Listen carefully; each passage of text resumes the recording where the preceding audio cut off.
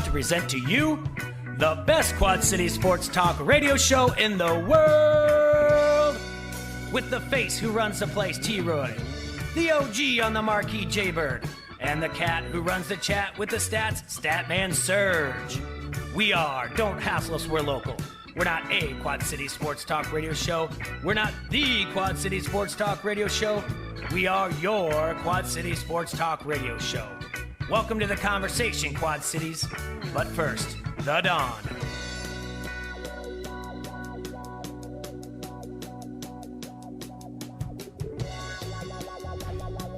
Good afternoon, Quad Cities. December 3rd, 2019. 28 days left in this decade. That's it. That's ridiculous. That is, isn't it? It's wild. It shocks me, though, is that, of course, I'm going to do it now, but we haven't seen, already the lists of the NBA All-Decade team or the NFL All-Decade team or whatever else, so got to jump on it, I guess. It's cool that this is the last year we're ever going to remember that ends in teen. The rest of your life. The last year. Oh, you don't know that. Oh, yeah? I get it. The technology is out there, Serge. Yeah. We could all live forever. I don't want to. I feel like we're going to miss that by 20, 30 years. Have you seen 80? You want to go over 100? But no, you... stay in my 24-year-old body. Yeah. Yeah, cool. You constantly have, some kind of reserve vessel that you put your soul into. I don't know how it's going to work. Second. Nick is in for T-Roy. Coral's here from 7G. Serge is back. And guys, I watched Game Changers last night on Netflix, so who knows? We might be able to make it. T-Roy had to take today off because he was so upset that Billie Eilish didn't know who Van Halen was. Did he not? Wait, did he? what? No, he didn't really. I'm pretty sure that's what it's about. No. Oh no! Hold on a second. Dave Lavora tweeted something about Billie. Did he reply to it? No. Oh, okay. I just assume. No, he had to he's go out of town. He had to go out of town. It had nothing to do with that. He's not mad yet. He's not angry T-Roy yet. If he heard about it, he's mad about it. I promise you that. That she didn't know who Van Halen was? Yeah. I don't know. Also, why would you know who Van Halen is? It goes right to, if you want to make things relevant to sports, when Miami losing to FIU, and then FIU saying the player saying Miami used to be our dream school. Well, what 17, 18-year-old remembers Miami for what? Being just like you said, for what 17-year-old would know Van Halen? What 17-year-old, same thing when people sit there and say, I don't know what's wrong with Notre Dame. Nothing's wrong with Notre Dame. Coverage of other teams is different now than it was when Notre Dame signed a big contract with NBC Sports. You know what I'm saying? Yeah, it's not easy to recruit at Notre Dame. It's not. And kids are going to soccer games and wrestling tournaments. They're not going to church every Sunday. It's not the fall. I mean, that's just it. They don't remember Notre Dame being a powerhouse. And it's the same thing. I don't remember Notre Dame being a powerhouse. I just remember being on NBC all the time. That's when it was, though. When they won the national title in 88. Right. Yeah. Once. Yeah, once. That's it. They made the play. Remember, they made the playoffs. Didn't they? They made the playoffs in the last 5 years. They got smoked by Alabama, right? Yeah. And then before that, Monty Teo. Then before that is that the year that was? That's all I remember of that is Monty Teo and his fake girlfriend, though. Yeah. Lene Kukua. And then he got worked. That was more than 5 years ago, though. And then they got worked. That was one of my favorite bets of all time was betting against Manny Teo. And they take Alabama and give all the points. Who cares? And it was over in 4 minutes. What was the story behind that again? Jay, do you really want to do this? Fake girlfriend died. So I want to tell the truth. I don't think ever really came out, but it seemed like he got catfished, and then in the middle of getting catfished, he figured out he got catfished. That's the story. But at that point, he had already told people in the media that he had a girlfriend. Yeah. So he didn't really know what to do, and he panicked, and then he killed his fake girlfriend by saying that she had cancer or something and passed away. I'm pretty sure that's the story. And then he was basically a Heisman candidate, so people started going out over his life's happenings. And they found out that somebody from the Des Moines Register dug into his past, right? Oh no! And went all the way back, as will happen, as it will. And then they found out that his fake girlfriend that he murdered basically wasn't a real person. Jeez, murder. Well, I mean, she was alive, fake at least when he got catfished. He fake murdered his fake girlfriend. Yeah. I guess that's what happened, right? I think that's what it is. He got catfished and got embarrassed. Murder is a strong word. Let's say that he gave his fake girlfriend fake cancer. There you go. Okay. And yeah. All right. Well, that's interesting. That sounds wild. It was a little wild, Coral. Things were different back then. Yeah. Well, are they that much different now? It still happens. Oh, that story, went away, and now it's somehow I just brought it back. Sorry about that. Last night, the Seahawks beat the Vikings 37-30 on Monday Night Football to wrap up Week 13. The Seahawks covered after closing as 3-point home favorites, and the overhit went off at 48.5 before that. NFL underdogs went 9-7 against the spread in Week 13, including 7 upsets from Buffalo, Washington, Miami, Cincinnati, Pittsburgh, Denver, and Houston. And underdogs lead at 103-83-5 against the spread. That's at 55%. The home road splits were 8-8 against the spread, but road teams still lead 102-80-5 against the spread. That's at 56%. Overs went 8-7-1 for the week, but the unders are at 98-92-2. The Vikings, there's got to be some cause for trouble here. Kirk Cousins runs to 0-8 now on nighttime games. Vikings are the one team with a winning record in the NFL who have not beaten another team with a winning record. There you go. They're good, not great. They're fine. They're better than you thought they'd be, right? They've lost their last 15 on the road outdoor games, which they're going to have to do in the playoffs. Both those teams, both Seattle and Minnesota, they're very close. I think they're both playoff teams. Are both good. They're not real contenders. Yes, there you go. They make the playoffs, and then you go, oh, okay, yeah. Like Seattle can win as long as they're at home. It's not the case. I mean, that's the first time they were 3-3 at home against the spread. I'm saying in the playoffs. Yeah, I don't know if the 12th man thing is a big deal anymore. But on the road, they're great. They're undefeated on the road. I mean, can they go into like? I mean, the NFC is such a mess. Who knows? But can they go into like Green Bay and win a game? Maybe. But Green Bay's not that great either. They're not. Green Bay is up and down, and it's not really anything. Can they go into Well, they already beat San Francisco in San Francisco. Yeah. Seattle did.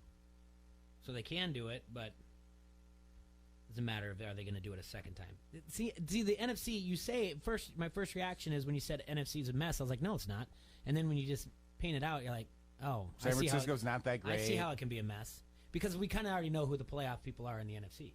Yeah, and I mean, are you really sure that Jimmy G can put up like 30 points when you need to put up 30 points against a good offense? No. I mean, there is a shot that Washington can still make the playoffs. No. They've got to win out. The Cowboys have to lose out. That's how bad the NFC East is? Yes, the NFC in general. Yeah. The NFC in general is hilarious. It's a mess. That's how bad the NFC East is, though. There's a shot that Washington can make it. Like when you see the in the hunt teams. Yeah, and last night, did you see that graphic? No, I just know. All year long, it's hilarious. They had the Bears at 6-6 in the hunt. No. And that Bears really? team is right. And then they had the Eagles at like, they're like 4-7 or whatever they are. Like they had them in the hunt too. And the Eagles are bad. Well, it's like the one thing where one week you're like, oh, the team's dead. Their playoff chances are dead. And then it's resuscitated somehow next week because it's something stupid. I mean, that's Dallas basically, right? Like one week you're like, I could see a scenario that Dallas like somehow makes it to the Super Bowl. And then the next week they lose to like the Browns. That is, right. I swear to you, that is my every like Thursday and then Sunday or Monday, depending when they play, I cuss out T-Roy and the Cowboys. Because I watch the game and I'm like, they're terrible. Jason Garrett gets fired every week. Yeah. Like and every I'm week. on board with that. I'm like, yes, he should be. And then then I just get the whole thing where I'm just like, I feel more confident in calling a pass interference than calling whether or not Jason Garrett's job is safe. Because I have no clue. What did Jerry say this morning? He was like, he said. Did he say something? Yeah, he said something like, there are a couple people who are equipped to win a Super Bowl in the NFL, and I'm sure Jason Garrett will be coaching in the NFL next year. That's what he said. That's a great quote. Right. That is fantastic. Right. There are people who are yeah, so it was something like that, but it came down to like, yes, I think he'll be coaching in the NFL next year. New York Giants have Adam. Sure. You can have him. I mean, what is the possibility? Where do they go? Where do the Cowboys go if they do let him go? Which this is his contract year, right? He's done after this. How about Jimmy Khakis? Okay. Now, that's a possibility? It's got to be somebody like that, right? Because Jerry Jones isn't going to bring in some guy. Actually, he could just bring in some guy. You never know with Jerry Jones. Let's pause on Harbaugh there. A lot of hate at Michigan in your social media, Coral, this weekend. Yeah, we don't like them. Buckeye fan over there. Yeah, a lot of. I mean, you even It's a big game. you even went as far as to put the X where the M goes. Yeah. Well, I made sure to share the post that everyone was covering up the M's in the Columbus airport. Jeez. It seems like a lot of runs work. Deep. It seems like a lot of work for a game that you've just killed for I the last mean- 20 years. Yeah. I mean, Seems like a lot of work for the city of Toledo. I mean, this is the reason why it's all over it's all over that horizontal line that your latitude line over who got to have with the latitude where Toledo is. Toledo. Toledo. That's probably what they call it there. And that's where the rivalry started. I mean, what are we arguing about? Toledo. Like, what do you know about Toledo?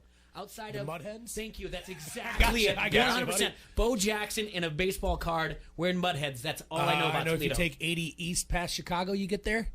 That's all I know. We're talking about Toledo, Ohio, right? Yes. And that's Are what we? That's what Michigan's upset about. This is what the rivalry is. You know what? And that's something I've never known is what the rivalry is. That's how it started. What? There's a great documentary on HBO. You should find it. It's an armpit. Yes, that's what we're trying to get at. You're talking about the state of Ohio? Yes, it is. And I know we're talking about it, but Well, I mean, the worst city in Ohio. does not the that, but- media make this a Oh, bigger please. deal than it is? Please talk some trash about the worst city in Ohio. What is it? Name names. Youngstown? You heard it here, Youngstown. Akron. Outside of Akron? outside of people that you know that are fans of them, do you care this much about the game that was the No. Michigan Ohio State game? I mean, no, I was cheering for Michigan all day because I'm not cheering for Ohio State. I was too. man. Michigan had more Yeah. bandwagon fans that day than they do the rest of the year. Anytime you play Ohio State, you have everybody's cheering for you Sure. except for Coral and two other people in town. And the Bosa brothers. Right. It was just cracking me up. Everyone commenting on my post, like, the Buckeyes suck, this, that, and the other. And then they creamed them. And I was just like, Yeah. huh, No. Yeah. They don't. They Where you don't at now? suck. They're really, really good actually. Yeah, they're good, and the They're thing is, what? there's They're the other thing about Ohio State is they don't really they're missing that enemy this year. Do you know what I'm saying? There's no Urban Meyer. You feel bad for Chase Young. Why? Because that's ridiculous. That is absurd All what he happened to did, that kid. yeah, he sent his girlfriend to the Rose Bowl. I'm not going to feel bad for the #1 draft pick in the NFL. I feel bad that they Oh, tried to put a black. Poor Chase Young. I get it. You're right. I mean, but He I got to sit out a game, and he's Here's still the going to deal. go #1 in the There's not a- draft. there's He not- should have stood out the rest of the season and just gone #1 in the draft. yeah, did what Bosa did. But again, there's no Urban Meyer. There's no anybody like Fields gets hurt. They shoot him up on the sideline. He comes back in, throws a touchdown pass to the first play back in. Their big foil this year should have been the Gophers, but they just couldn't get it done. Cora, what did you bring in today for us to sample? we have Sierra Nevada Celebration Fresh Hop IPA. All right. Comes out during the winter every year, and it's pretty piney and citrusy. Pretty delicious. 6.8%. It's delightful. It is. Yeah, you know what? I think my taste buds are finally evolving, and I'm actually really liking IPAs. Because this is pretty hoppy, but I like it. Do you want me to give you my theory? Yes. It's seltzer water. It's the hard seltzers. Maybe that's it. Because you're getting used to drinking citrus, those like lemon and Yeah. grapefruits and everything else. And there's a lot of citrus in IPAs. Maybe I'm getting used to it. And I've started liking stouts now. I'm not just a one-trick pony anymore. I'm not just a sour girl anymore. You're really growing up. I'm evolving. I don't know which quote to pick out of Yeah, I there. don't know. But that's my theory, that the more of the citrus stuff you drink, the more you develop that into the Maybe. IPA. That's She's not just a sour pony girl anymore, guys. not anymore. Not one bit. Oh, God.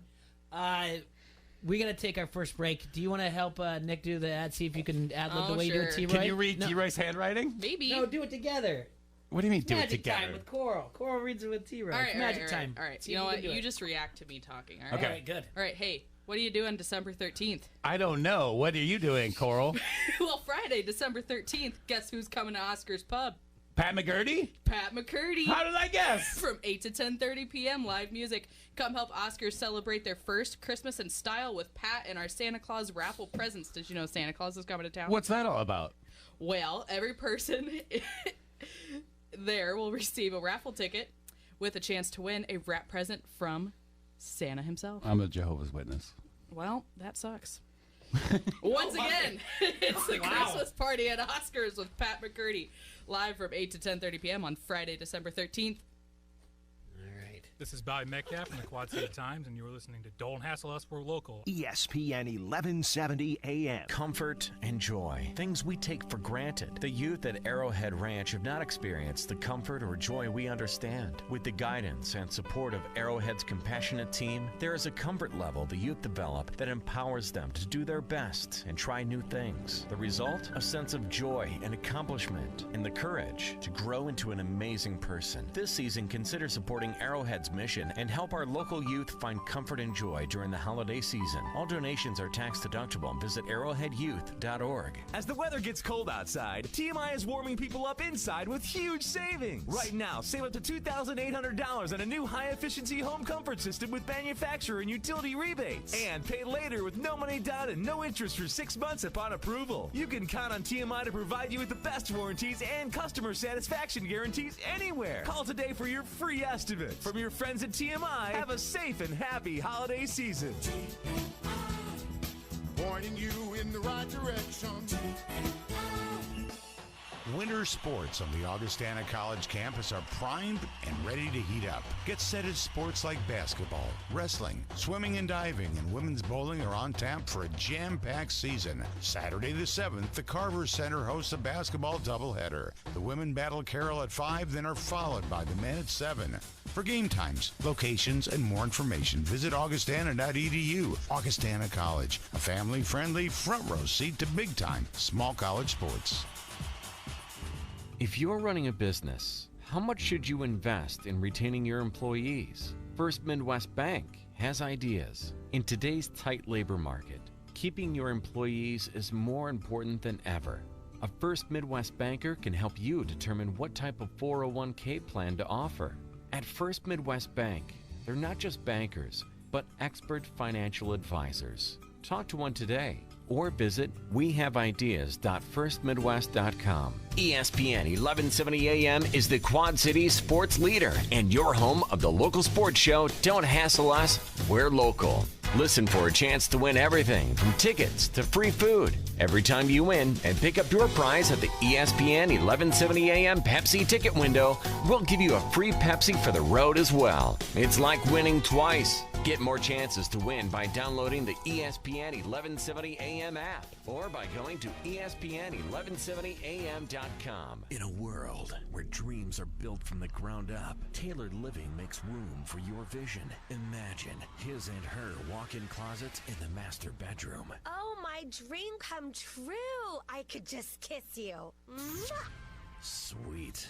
Your home, your dream. A tailored living custom closet or organization system will take you from clutter and chaos to control. Schedule your free in-home consultation today. Call 309-429-6270 or find us online at tailoredliving.com or on Facebook. Win stuff. Yes, you. Download the ESPN 1170 app today. Be a winner for the Quad City sports leader, ESPN 1170 AM.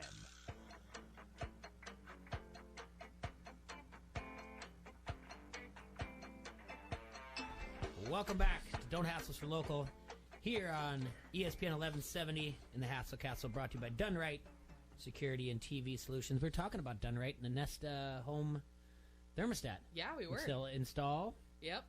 My grandpa just could not stop talking about how excited he was all weekend. They'll install that if you purchase it. They have this going on. If you purchase it, Nest home thermostat, they'll install it for $25. If you also purchase the doorbell, they'll install that for free. Oh, yeah. Oh. It's the Christmas season. Then you get to see who's at the door. Exactly. See when UPS drops off your package. See when somebody else comes and steals that package. Did you see that thing where someone's like, hey, if you want to get rid of your old crap, put it in Amazon boxes and leave it on your front door? I feel like we don't have enough, this isn't just big enough of a town that you can get rid of enough stuff that way. But that would be fun. I want to talk about the ACC Big Ten Challenge. We'll talk about that. More about the Monday Night Football game and some of the lines. The Big Ten Conference Awards. But I've got people from the bar industry. T-Roy talked a little bit about this. There was some gunshots going on downtown Davenport. Oh, yeah. What's the word on the street? What's the haps? Okay. Yeah. Okay. Yeah, I got you. Okay. Serge, know the whole story. Yeah, I do. I mean, okay. I paid attention. I have some friends that Real quick, downtown Davenport, Saturday night. Yep, there were gunshots, and one actually went in from. There was a spillover from one tavern, and then it went into a tavern across the street. The bullet holes in there. The bullet, yes. Yeah, okay. Right. Yeah, shenanigans. I'll say it. Say my name. The south side of 3rd Street. Is that a thing? So, baddest part of town. I say if that you go down there, you best beware. I say that because the other side of the street has respectable businesses.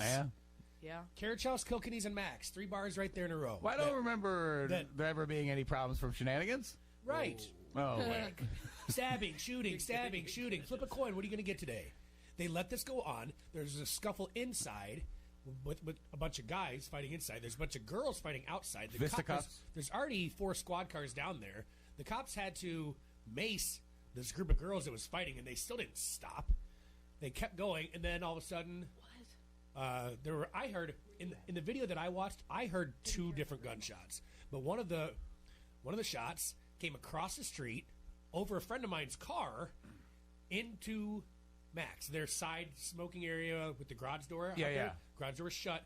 Bullet hole went right through that, right over my buddy's head, who was standing there, through the window, and the casing went into the brick wall on the side above a table that was sitting there. Imagine sitting at a table, all of a sudden you hear the noise, the gunshot, and all of a sudden, bullet hits the wall right next to you. No, I can't imagine. Right. No, it's that not just great. seems like it's so now people are like, you don't feel safe going into those other respectable places. Right. And that's what I wanted to point at. That when you started the story, you said there were respectable places across the street. And you named them because you don't want people to shy away from this. Absolutely not. I'm going to ask you a couple of questions. I went down there already. I'm going to ask you a couple of questions. It's according to the Quad City Times, and I haven't read anything today, the police report, they said that the shots came from the parking ramp. No way. I also heard that. Okay, no, it's in the police report. That's all I can say. Because when T-Roy was talking about it, I was like, watch all right, one episode of CSI. You can tell the trajectory of a bullet. That is exactly what I said to him. I go, maybe they went back and watched a couple episodes of somebody Forensic Files. somebody have like a sniper rifle from the wait, what? I don't know what that means. If it was from the parking ramp, it would have came down through the window and it would have went into the floor, not across into the wall. It's pretty simple if you ask me. Okay, that makes sense. I mean, right. I feel like you're wildly speculating now. Sure. You don't know the trajectory of the bullet. I can pretty much tell. I mean, you can kind of, but not really. You don't know. If there's a hole through Jay's microphone and a hole in OJ right there. Well, why would the police lie about that? There, or why would the police? Okay, they're not because they don't know. about it. I don't think they know yet. They're getting know. all the information. We're not going to say it's a police thing. I'm saying this is just what the police report has. They're going to put the pieces together and figure it out. The idea, I would say, a little bit of backlash on social media is that shenanigans is to blame. Yes, 100%. All right, now and the people that were there. Okay.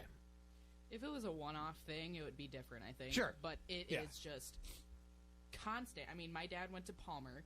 This was a long time ago, 25 years ago. And I said shenanigans, and he just goes, ugh. He's like, I used to fight at shenanigans all the time. I got into a bunch of tomfoolery at shenanigans. And you know what they don't? They didn't do back then. They didn't put up with any malarkey. Right. But now, malarkey. You might have some fisticuffs. Now they'll let any Tom, Dick, and Harry in the place now, and that's why shenanigans. They should. They're just shenanigans. They should close it and reopen it and name it Tomfooleries. Yeah, under new management. Well, someone brought up in the Harrington's Pub Facebook comment thread, if they were to close that down, wouldn't the troublemakers start going to the quote-unquote respectable bars? No, they won't. Fair. No, because the quote-unquote respectable bars have rules put in place to avoid situations like this. And staff that literally polices behavior like that.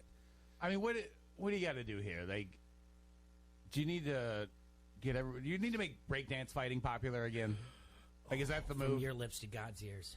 Well, and you know what's sad is the Shenanigans building is actually a nice not place. bad. I mean, I actually went in there for St. Patrick's Day during the day, and it was kind of a nice place. I'd never been in there before. I'm like, you know what? I wouldn't mind going in here if I felt safe. Gotta love those Irish pub and clubs. I just don't. And what I brought up was that I don't know how much. I don't know what the meeting was last night. I know that the mayor, the lame duck mayor, said that it was going to be on the agenda, which I don't know how much was said last night, and I don't know what was reported.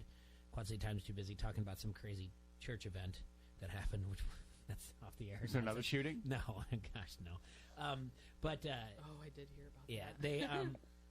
The thing is I don't know how you can suspend the liquor license because they tried to do it before, and the Correct. state Yeah. overturned it and They said appeal it, right? the state said you can't prove that Shenanigans was at fault for a stabbing or the shooting. You can't prove that.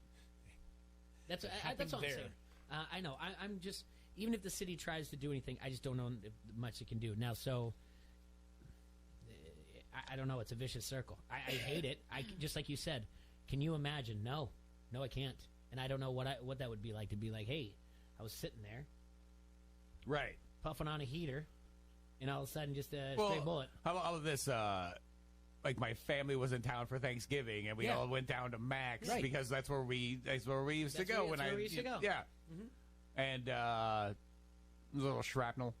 Well, and that's what we're joking about is you're going to hear now even their regulars and their good customers but everyone, they're not going to be able to resist coming in with the hilarious joke that I'm Yeah. sure they haven't heard yet. And Yeah. I went off on Facebook about it too, going like they're going to hear it all. And I told some of their staff, like obviously friends of mine, I told them, I'm like, guys, got to embrace it. Yeah. I'm like, be ready with your own comeback. Yeah. Either come right back with oh, really good one, haven't heard of that one before, or just what are your shot specials? Shotgun a beer. Oh, no. Yeah. The whole gotta have my bulletproof vest on when I walk in. Like, okay, they're gonna hear it. They already have. Oh, you mean the businesses across the street? Yeah. Yeah. That's unfortunate. That sucks. I know. Just save it for like mid-January, mid-February. Don't do this on holiday weekends. Everyone's back in town. They're back in their old high school city. Like, Stressful. don't give them this. It's stressful. I do feel bad that the surrounding businesses have had to suffer because of it, but It's only a couple days. I don't know if they suffered too much from it. I mean, You think Serge is going to feel bad for Chase Young? No, he's not. oh my He's a God, first-round here we pick. go. Now you know what else. Moving on to Chase Young. I like that we've changed the narrative, the description of our NFL football seasons for specific players. Now the Detroit Lions are in a chase for Chase, and some people are bombing for Burrow. What's happening? And then why do the Tua. Miami Dolphins keep winning games? What are they doing? I don't know. They're just a good NFL team. They're not. They And know they how to should win. be actively trying to lose these games. What are they doing? What are the Giants doing? What are they doing? What are the R words doing? Why would Detroit want to win another game this season? The only thing that's the funny thing is all these tanking teams, and the Bears can't even tank this year. Doesn't help them. No. Well, they gave it up. They're just going to screw over Oakland. You're locked at Trubisky's unless you can maybe make a move on Cam Newton this offseason. But I think the way it's kind of fizzling out in Carolina, he's not going to be available. Well, you know what I think. I think it's Ryan. I think Ryan Pace should have to fall on the sword for this, and many other things. Yeah, I'm not really happy with Nagy either. Yeah, but I think Ryan Pace is the one. I just don't. I think it's too quick to move on from the coach. Even though Pace has an Executive of the Year award and Nagy has got a Coach of the Year award, but yeah, that's the guy. But I don't know what. Neither of those awards mean anything. No. They're both awards given to people like, oh, we thought you were going to be much worse than this. He's only one of three in Bears history to win it. McCaskey and Hallis. What's that mean? That's a big deal. Well, in Bears history, that's a big deal. He had to do something, Not right? really. I mean, it's Traded for. It's basically like I thought you were going to set the house on fire, but as it turns out, it's still standing. Good job. So you're saying like it's when I don't put my dog in the kennel and he doesn't tear up the place and I come and I'm like, you're the best dog. Executive of the year. you get all the treats. You get everything. I assumed you would have eaten the couch, Yeah. but as it turns out, you just pooped on the floor. That's fair. Here's your award. I guess that's fair to look at it. Well, so what do you? I mean, what's your? Because we don't get to talk to you very often. What's your look at this year's NFL, the NFL so far? I mean, to me, it's who's a real contender and who's everybody else, right? Okay. And So we have the AFC. Yeah, real contenders. You've got Baltimore, obviously. Like New England's still there, even though Tom Brady might be washed up. That offense isn't good. They've had offensive line injuries. You know his numbers are just the same as Aaron Rodgers. Right.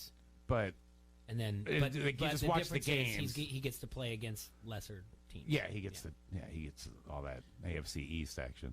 And then it's like Kansas City maybe if they come together. Past that, who you got? San Francisco maybe if everything falls right and Jimmy G goes on like a Joe Flacco run and through the playoffs, maybe. But that's a lot to ask from him, I think. Who else? So who's a legit contender? Baltimore, of course. And even in Baltimore, I feel like they're peaking a little early. Still, the thing about the AFC South is still the AFC South that it was before Week 1. New Orleans is a contender. They look a little weak lately. But it's still you got to give them. Drew Brees. They're still going to be somewhere fighting for a home field. You could see New Orleans finding their way through the Super Bowl and winning that game. Yeah. Right? And in the NFC, there's 2-3 teams maybe at most that you could even see that. Like, is Houston a real contender? No. Why not?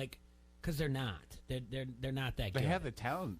Deshaun Watson's a talent. They don't. Their defense isn't that good, and don't forget about the Tennessee Titans. They could do some damage here too, which is crazy. But let me That's the AFC South. Let me counter your argument. Ryan Tannehill, stop it. Hey, there's no way. I'm sorry, I get it. The Titans have won a bunch. Stop it. They've won a bunch of close games against bad teams lately. They're not good. That's what I'm saying. And they're not a contender. The AFC South is like it feels like the same thing. Like, oh, Indy could win this. Now Houston. Oh, wait, here comes Tennessee again. And they do this every year. Tennessee comes in and plays spoiler, wins somehow. And now you got the Steelers possibly being a wild card. Stop with the Steelers. They're going to be a wild card. They're not good. They're not good. I tell you what, that's a hell of a coach. I mean, 4 years ago. Fine. 4 years ago, I like Tomlin. 4 years ago, Terry Bradshaw was calling him a glorified cheerleader, basically calling him the Clapper before the Clapper got nicknamed the Clapper. Which is rich from Terry Bradshaw. Yeah, Terry Bradshaw also picks the teams from the USFL to win. Sometimes he forgets a lot of things. Well, the Houston Generals are going to really win this game going on. So he forgets. Tomlin is a good coach, but that is not a good team. I mean, it's your quarterback is either Mason Rudolph or a guy named Duck. Stop it. You gave up two of the top 5 guys at their positions in the last 2 years at running back and wide receiver. Your quarterback, who was fading as it was, is hurt anyway. Yeah, I'm not saying the Steelers are legit. They're just not. saying the AFC gets They're weird. a playoff team by default because the Browns. And the Patriots are a legit team by default because of the Patriots. And they're not that good. But the Patriots have a track record. You could see Brady putting it together for 6 weeks and looking good. It's Ravens and Chiefs, right, in the AFC, right? Yeah. That's all you want to see, really, in the AFC Championship. It's not, though. No. I know it's not, but I mean, if you're going to tier it, that's what you want to see, of course. Yeah, I think it's the Ravens. But the Patriots are going to mess that up. They always do. They do somehow. I hope the Bills come in and just do something stupid. Well, the Bills are another Andy got Houston too. I know the Bills are a bad good team. I think Houston's. I think Deshaun Watson's really good, but Houston is. I don't believe in Bill O'Brien. That's my problem too. And I'll never forget Tom Savage. That's just Bill. Of course, that is on Bill O'Brien's NFL. Macho Man Tommy Savage. You Tombstone. started him 3 weeks before you get handed the ball over to Deshaun because Watson. he gave him the best chance to win. Yeah. Tom Savage. Tommy Macho Man Savage. I agree. And then that's why I picked the Patriots to cover on Sunday night because I said, well, it's going to come down to coaching. Yeah. And maybe he thinks. But that's the other thing. There's the weirdest thing, and I didn't even hear this theory, but then I remember all this weird stuff about Belichick. Is there any way that he just was like, you know what? If Houston wins, that's punt one. Yeah. No, yeah. If Houston wins, it's definitely keeping Indy out of the playoffs. Yeah. And look what Indy did with Deflategate. Well, let's just stick with Indy one more time. That's 100% something that could be the game. Very possible. Dropping a regular season game doesn't really matter, especially for New England, because what? The Jets or the Dolphins? Yeah. The Bills are a real threat? None of those guys are real threats. No, and then I just think in the NFC, I think it is San Fran or Seattle. This is the first time, I think since 1992 teams were 10-2 in the same division. You could see Green Bay maybe getting through. Mm-hmm. And you mentioned the Saints. New Orleans. That's about it. Because it's not in the NFC least at all. Like, you could see a scenario in which Dallas puts 4 good games together. I cannot. No, I cannot. No? No, I cannot. I've seen too much of Dallas. We've all seen too much of Dallas because they put Dallas in all these primetime games. Yeah. We've all seen too much of Dallas. They don't pass the eye test. I don't understand. Like, that team should be better than they are. And they just lose these terrible games. They beat pretty good teams, and then they'll lose to somebody they should never lose to. Mm-hmm. All right. So tonight we have 50-plus college basketball games, 7 NBA games, 10 NHL games. Most importantly, we've got the ACC Big Ten Challenge coming up tonight. Later on, we're going to talk to Danny Vasco. Well, Vasco's going to come on. Yeah, Vasco's going to come on and talk to us. We're going to look at our SI. But we're going to talk to Alex from Rhythm City. He's going to give us the lines on the ACC Big Ten Challenge. We're going to look at some of the games that they have here. Obviously, Iowa playing Syracuse tonight is a big deal. Tomorrow night, Ohio State and North Carolina. Duke versus Michigan State tonight. Michigan gets to play against Louisville tonight. That's a big deal. Michigan just jumped in the top 25. They made it 20. They made it 24 leap, 22 spots. It's the biggest leap in like 30 years in the top 25. Michigan, yeah. They were 26 and they moved all the way to 4. They're undefeated. 22 spots. Yeah. So won't get Toledo back. No, they won't. No matter how much Nobody wants Toledo. No one does. All right, let's take a break. When we come back, we're going to take a look at some of these games that we just talked about. Am I reading an ad? Yeah, you are. Hey, Quad Cities! Hey, Stop going Coral. to your favorite social media sites asking for suggestions on where to get your oil changed, who does the best tattoo work, or the best place for lunch in the Quad Cities. Pick up your Locals Love Us guide. QCA. This is what happens. T-Roy, type these out. Navigate table of contents to help you find whatever you're looking for. Drinking Sierra Nevada Celebration fresh No, up IPA. you can't read his handwriting. Or go to their website at localsloveus.com, click on Quad Cities, and then browse favorites. It's easy to use, and they even rank the most popular places for you. Really? Locals Love Us, your guide to the best. Nice. With the loss of a loved one, planning a fitting service can be a real challenge.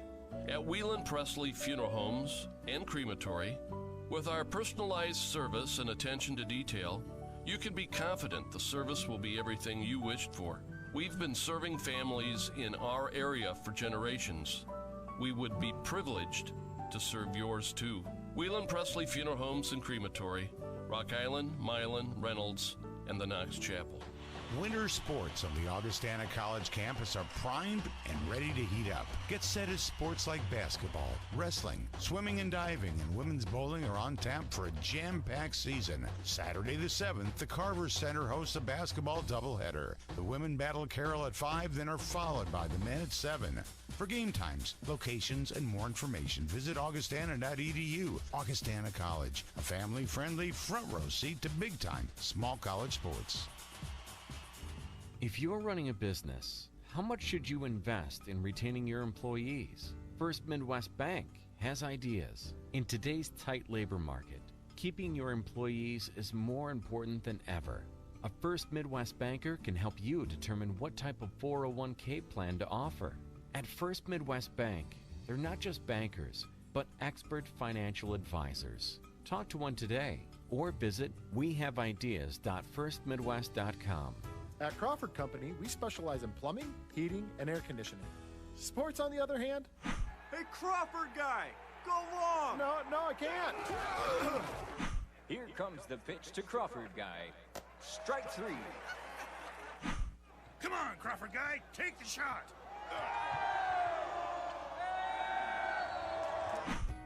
Sports may not be our specialty, but home comfort is.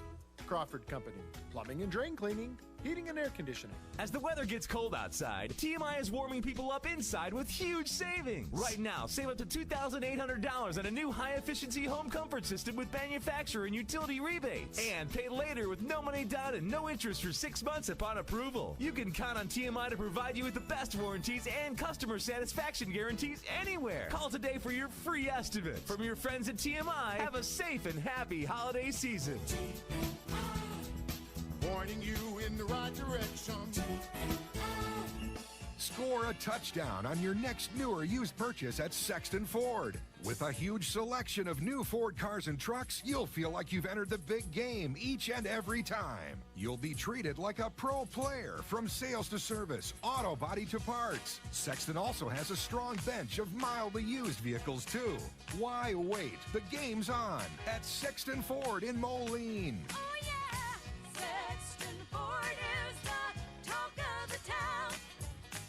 In a world where dreams are built from the ground up, Tailored Living makes room for your vision. Imagine his and her walk-in closets in the master bedroom. Oh, my dream come true. I could just kiss you. Mwah! Sweet. Your home, your dream. A tailored living custom closet or organization system will take you from clutter and chaos to control. Schedule your free and-home consultation today. Call 309-429-6270 or find us online at tailoredliving.com or on Facebook. This is WQAD's Matt Randazzo, and you're listening to Don't Hassle Us, We're Local on ESPN 93.5. Heading out of town? Stay connected to Quad City Sports with Don't Hassle Us, We're Local. Download the ESPN 1170 app today and never miss a thing. From the Quad City Sports leader, ESPN 1170 AM.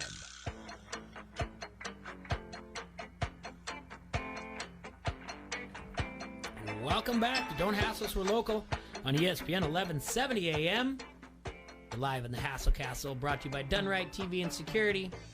Thank you for listening on your radio or on the app. You can download the app. Go to your app store, look for ESPN 1170 AM, your Google Play Store. You can listen on your computer. Just go to ESPN1170am.com, click in the upper right corner, listen now, and you can listen to us. And comment on the Harrington's Pub Facebook comment line. Feel free to call in anytime you feel you want to. 563-391-3776. Join the conversation. It's all good. It's all fun. Nick, Jay, Coral, Serge. Yes. Jaybird. I know we're probably going to have a phone call around. Well, yeah, we're going to have a phone call right now. All right, here we go. Oh, boy. Oh, you ready? Uh-oh. You're on ESPN 1170. Who we have? Hello. You're on ESPN 1170. Hello. Hey, how's it going, man? It's going well. Who we got? This is Dan and DeWitt. What's up, Dan? What's up, Dan? Hey, man, I just wanted to call because I had a beef to pick with you on this Dallas talk that you guys had. Sure. I'm a local guy. It's all Bears around here, but people seem to think that Dallas is something that they just haven't proven that they are. You talked about how they beat some teams that they shouldn't have, but in reality, they've lost to the teams that are good, and they've only beat teams that are bad. I mean, they've beaten the Giants, they beat the Redskins, and they beat the Lions. They haven't beat a team that's got more than 3 wins. You're not wrong. You're not wrong. And so, when you talk about it, they're losing to the Saints, they're losing to the Packers, they're losing to the Jets. The Jets. Or the Vikings. The Jets, who just lost to the winless Cincinnati Bengals. Yeah, exactly. At home. I know that Dallas has Zeke and they have Dak and whatnot, but they just don't have what it takes to win. They looked good for like the first All right, hold 4 on. weeks. Yeah, Dan from DeWitt. What I'm asking, you're a Cowboy fan, right? No, he's a Bears fan. Bears. Oh, okay, gotcha. I thought you said you're a Cowboy fan. No, He came here to talk trash on the gotcha. Cowboys. Okay, that's fine. No, because I agree with you, Dan. Like, and Nick, I'm with you too. They have the talent. They don't they? They have the pieces, but it's just not working. What is Yeah, it? something's not working. And I think, and again, the more you listen, Dan, I think looking at Montgomery, I think he is actually the future of the Bears. I think if you're looking at talent, that's what I see out of the Bears. At the Cowboys, they should have the talent. I just don't know what the problem is. And they're in a really bad division. Bad division that they should handily be winning. Yeah. Yeah, with that offensive line. Yes. Well, they have an injury. They had a lot of injuries on their offensive line earlier this season, and they looked bad when their tackles were out. But, I mean, you're right. They should be better than they are. Yes. Yeah. 100%. I know that you watch TV, even on TV, the major networks, they're just all up on Dallas for some reason, and maybe it's they're America's team, but Well, we'll see Thursday when They haven't proven anything to me. We'll see on I think Thursday that's when it's the what battle of the see. 6 and 6s. Yeah. Yeah, for sure. You know, the Bears are garbage at 6 and 6, but yet we talk about Dallas maybe making something in the playoffs. Exactly. Well, that's the thing is Dallas was gonna make the playoffs because that division's so bad, right? Like they're gonna be in unless they just completely fall apart. I picked on guess the lines. Bears minus 1.5. It's Cowboys minus 3. I don't agree with the Cowboys minus 3 In Chicago? And Windsor's supposed to be probably not. what? I don't know. Do you think Trubisky can stay in that game? Because the Bears are going to have to score like 30 to win that, right? 28? It's a lot of field goals. It's a lot of field goals. Yeah, Dan, we appreciate the phone call, and like I said, I agree with you. Yeah, the whole thing, it just the Cowboys should be better, but in that division, it should be masked anyway in that division because they should be a lot better than they are. Whereas the NFC North, we're always constantly talking about maybe 3 teams making the playoffs out of there at the beginning of the year. Exactly. Well, thanks, Dan. We I appreciate just wanted the phone call. Yeah, thanks, guys. I appreciate the time. Just Yep. want to make sure everybody knew what Dallas really was. Yeah, thanks for listening. Appreciate it, man. You're right. You're right. All right. Yeah, bye. All right. So, look, Thursday night's game, if you're just looking ahead to it a little bit, 10-mile-an-hour winds going in there. I don't know how much it's going to make a difference. The unders at 10 miles an hour or more, the unders are 27 and 16. That's 63% in the season and 56% since 2003. So there's something to look forward to in that game. So it might not be as high scoring as you think when they say they need to score in the 30s.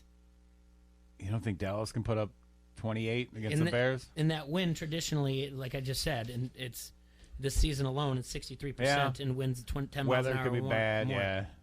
All right. Dallas minus 3 I don't think is enough. I would bet Dallas. But I have no faith in the Bears. I have no faith in Dallas. That's the thing. It's just kind of like, might as well just give them a little bit of home field advantage. I mean, For what?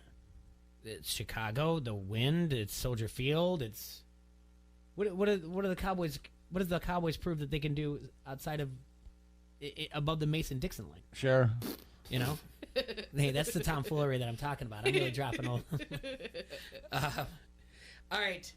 Well, I think we're going to actually have another phone call in a couple minutes, and we're going to talk about the ACC Big Ten Challenge that's going on tonight. Iowa plays Syracuse, and this is going to be Iowa's first appearance ever at the Carrier Dome on Tuesday night. Iowa is a big 6-12 in ACC Big Ten Challenge games, notching 5 of 6 challenge wins at home. So their only victory came against the nationally ranked North Carolina Tar Heels, and that was in 2015. This will be the 4th meeting between Jim Boeheim and Fran McCaffrey. He is 0-3. Fran is against the coach of Syracuse. Apparently, I mean, obviously you're going to see a lot of zone defense, which you would think would help Luka Garza, but they will switch from man to man. So it should be a good game. Like I said, the Michigan versus Louisville one is a big deal. Serge, we were talking off the air, like Michigan kind of has been jump-started with this big start. Yeah. Juwan Howard's their coach, but it's not really like it's not a Fab Five situation. It's more of a, 30 years plus. Thinking about the Fab Five, we're just falling back on that. Yeah. So they have a big game against Louisville, who's number one. Number one. Yep. And, the new number one, which that'd be pretty funny if Michigan knocks off Louisville. Then there goes the number 1 seed again every single week. Which is crazy right now. The record for the most number ones, most teams at number 1 in a season is 7. It was set in 1983. This season is already more than halfway there, and it's only December 3rd. Right. We've got Michigan State, Duke tonight also. Yeah. So we're going to look at some lines from there. And then the other thing, Nick, that I want to talk about, the who cares about number 10 and 11? We're talking about top 4, buddy. All right. The NBA. Last week we got cut off halfway through the week, but they're talking about, David Silver's talking about changing maybe the format of what they do in the 75th year. So that would be the 20, if I'm mistaken here. The format would change 2021 to the 2021 season. So this is what they talked about. Fewer games in a season. They're only they're talking cutting it to like 76, right? So take off 78 games. 78 so games. take off 4 games. Yeah, take out 4. There would be an in-season tournament, a play-in event. Well, you know what? We're going to hold on to that for a second. I'm going to talk to Alex real quick from Rhythm City. Yeah. Alex, you're on the air. ESPN 1170. Don't hassle with the local. How you doing, my friend? Good, good. How are you guys? Doing well. We're talking with Alex from Rhythm City Casino and Elite Sportsbook right in front in the Draft Day Lounge up there in Davenport. Alex, we just got done a little bit talking about the Iowa Hawkeyes Syracuse game. Can you give us some lines on the games that are going on tonight for the ACC Big Ten Challenge? Yeah, so I got all the lines here in front of me. Is there one you're particularly interested in, or just on everything? Well, let's start with Iowa at Syracuse. It's on 6 o'clock tonight on ESPN2. All right, so Syracuse is a 4-point favorite. Iowa on the money line is plus 155, and Syracuse is minus 175. All right, the Hawkeyes are 5-2 then straight up this season, 4-3 against the spread. Syracuse is 4-3, but all the wins were at home versus outmatched opponents. Syracuse is 3-4 against the spread, and they actually have a loss, a bad one, to Penn State, which was picked by most people to be in the very bottom of the Big Ten. So Iowa in the points is looking okay. According to the KenPom.com rankings, Iowa is 49th, Syracuse is 54th. Are you seeing action on? Are you seeing action on Iowa and NCAA at the Elite Sportsbook? We're starting to see a little more. This is probably our biggest week in terms of NCAA sports betting for basketball. I think it's just we're starting to get out of the tune-up games and stuff and starting to get into some actual good games. Yeah. So we're starting to see a nice pickup. And there's no Tuesday night action in football to bet on, so I think they're kind of trying to find some other ways to do it. And like you said, the better games, the more high profile, the more likely, the more eyes you can get on the TV, the more likely they're going to bet the game. Yep. I mean, regional bias, everyone's betting Iowa, but yes, typical for this market. I would think so. All right, are you seeing anything at Michigan at Louisville? Yeah, seeing some action coming in on Michigan right now. They're a hot team right now. Louisville is favored by 5.5. But Michigan on the money line's plus 180, and Louisville's minus 220. Okay, we just were talking about Michigan before you called in. Michigan is 7-0. They're 5-2 against the spread. They just got done winning the battle for Atlantis in the Bahamas, beating Iowa State, North Carolina, and Gonzaga. Louisville is also 7-0, currently ranked number 1, but they are 3-4 against the spread, and they have what's considered a soft schedule so far. The only question would be is if Michigan probably has anything left after taking out those 3 teams and traveling all the way down to the Bahamas. Stretch for them. And then give me Duke at Michigan State. All right, so Michigan State is favored by 6. They're minus 280 on the money line, and Duke is plus 240. All right, Duke had a home loss against Stephen F. Austin. They were 28-point favorites, and they are currently 1-4 against the spread. But Duke is 7-1 straight up. Michigan State is basically they've gone 5-2 straight up, and they've had a pretty brutal schedule. But Sparty's is 2-5 against the spread so far. So then they didn't cover a single game at the Maui Invitational. These games are on ESPN2, ESPN tonight, and it's a good thing to see where the conference that we're more familiar with is up against the big boys in the ACC. There's some big games tomorrow night as well, but we'll talk about that a little bit. We'll talk about that tomorrow. All right, talk to me about the UFC event that's coming up December 14th, Alex. December 14th, yeah. So on Draft Day Sports Lounge, and then in the Rhythm Room on the casino floor, we'll be showing the 3 title fights for UFC. Should be one of the better cards of the year. It's stacked from top to bottom, and not many times you're going to see 3 title fights on a single card.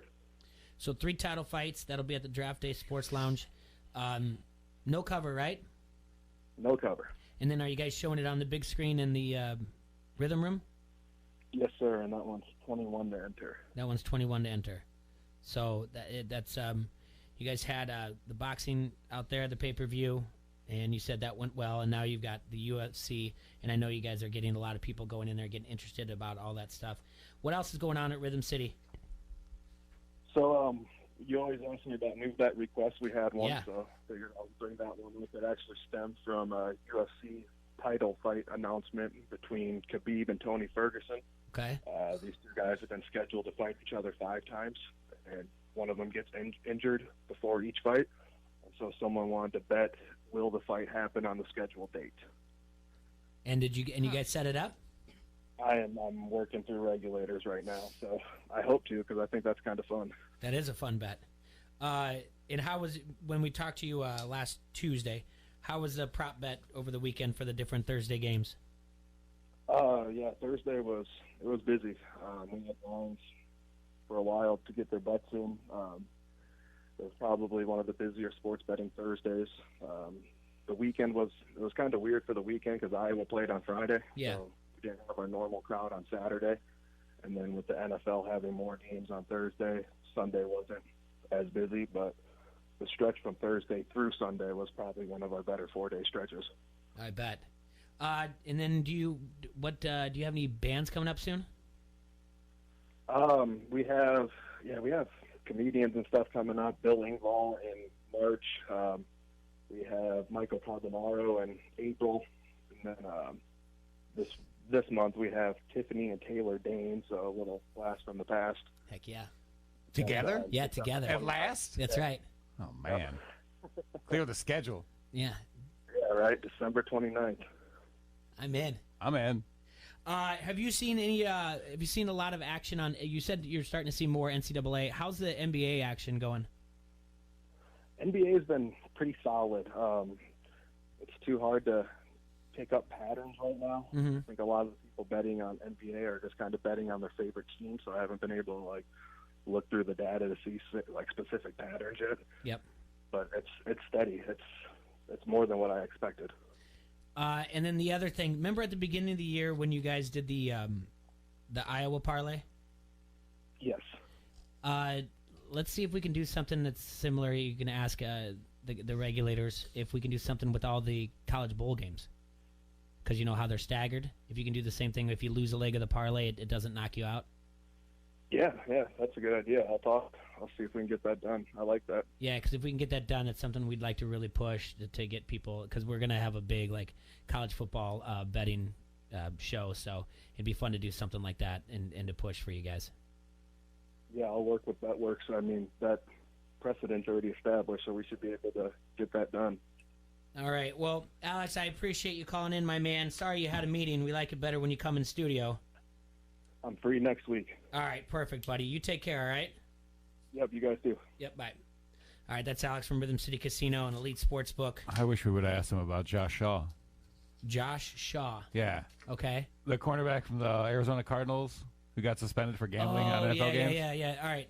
So that was a weird story because he tried to play it off that he didn't know he was breaking any regulations, and then it found out that he was betting on the Cardinals. He was betting. Oh, I think he bet against them, right? Yeah. But now he's on IR, right? Yeah, he hasn't played all year. Yeah. But that was a strange story. So then the NFL has to do a whole player-wide email blast and be like, "Hey guys, don't gamble on the NFL." But it was part of a teaser. Yeah. The other thing is this: we've talked to Julian and we've talked to Pat, and both of them were like, "It's just not talked in the locker room. They don't talk about spreads. Not even talk about it. They don't even know it is. It's not even a thing. So it's sure. And one, I think it's maybe you're. Well, why would they? I know, but the fact that this guy is placing bets is. Oh, he's on injured reserve. He's bored all season. He did it before the season, didn't he? I don't know. Yeah, he did it before the season. He didn't know any better.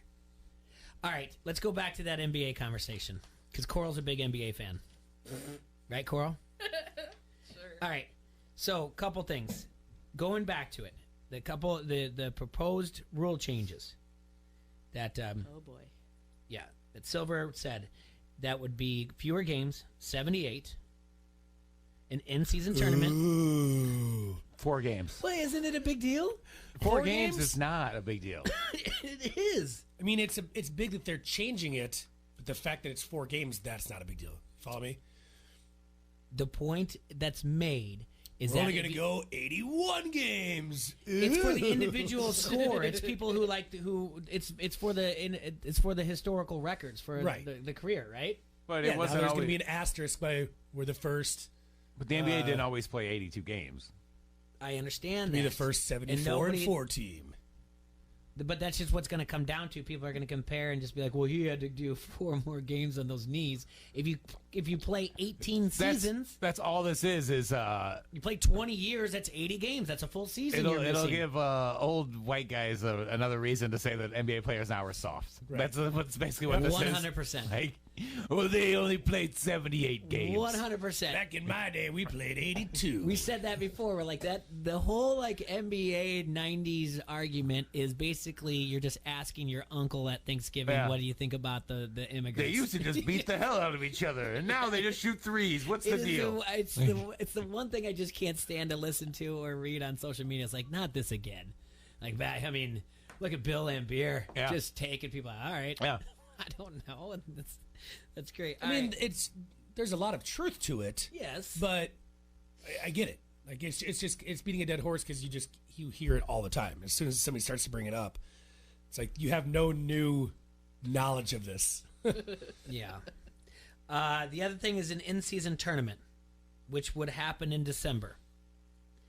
And it would look like this. Teams would play a round-robin schedule against teams in their division, and the top team from each division and the two next best teams advance to the quarterfinals. Maybe in Las Vegas. There would be financial incentives for players, coaches, and teams, and they might look for other incentives that engage fans of the team. Like a draft pick? Better odds, yep. Draft odds to the winner. Better odds, yep. That would be. I mean, I don't know how they would really work that out. It sounds like it would be fun to watch, right? Because basically what they're trying to do is March Madness, only in the middle of December, and nobody really pays attention to the NBA until Christmas Day anyway. If that, because we've talked about this, and then we get to All-Star break, and then that's when I do my annual. They don't do the slam dunk contest the way they used to, and then everyone says, well, no one pays attention until the playoffs anyway. Yeah. Pretty much. And the players don't want to do this like during the All-Star break, during the halfway point. They want to do it in December because they like that 4-day stretch of not having to play. Yeah. They'll be off. Now they'll have 4 less games, so that's 4 less days right there for them. It's got nothing to do with load management. Either 4 games, load. right? Michael Jordan played 90 games a year. Right. Oh, here we go. The other thing is because it's the ratings. Right, ratings are down. Yes. Through November 22nd, games were averaging 1.45 million viewers across ESPN and TNT. That's down 18% from the same point last year. Some people think the load management has soured fans on that, but the other thing it's a matter of how they use digital media. NBA always embraced, YouTube and everything else, and now the NBA might step in and say we're not going to let that happen anymore. Huh. Also, this season's kind of wide open. No, who's? But that should be a thing where people. That should help. Yeah. It will, just not right now. It's still football season. Nobody's like dropping what they're doing on a Tuesday night to watch, Grizzlies and Clippers or whoever it is. That's exactly like my thought process is when football's still going on, like I'm not going to watch basketball. I'll watch a premier matchup game. Yeah, no, I've watched a decent amount of NBA this year. I just like the NBA though. I don't expect most people to feel the same way. Exactly. Like this early in the year. I enjoy it, and I pay attention now, but still not as much as I'm going to later. But to me, if he's on nationally, I want to watch Luka because everyone just says he's a wizard. Yeah. I mean, not that I, go out of my way, but I'm like, yeah, if it's on, I'm going to watch it. I did say I was going to go out of my way to watch more NBA, and I've really dropped the ball. Because he's a wizard? No, I want to watch all the guys that are on there, but then again, with the Kawhi on Wednesday night, he missed 2 in a row for 2 Wednesday night ESPN games because of load management. No, he hurt his thumb. Do you blame him?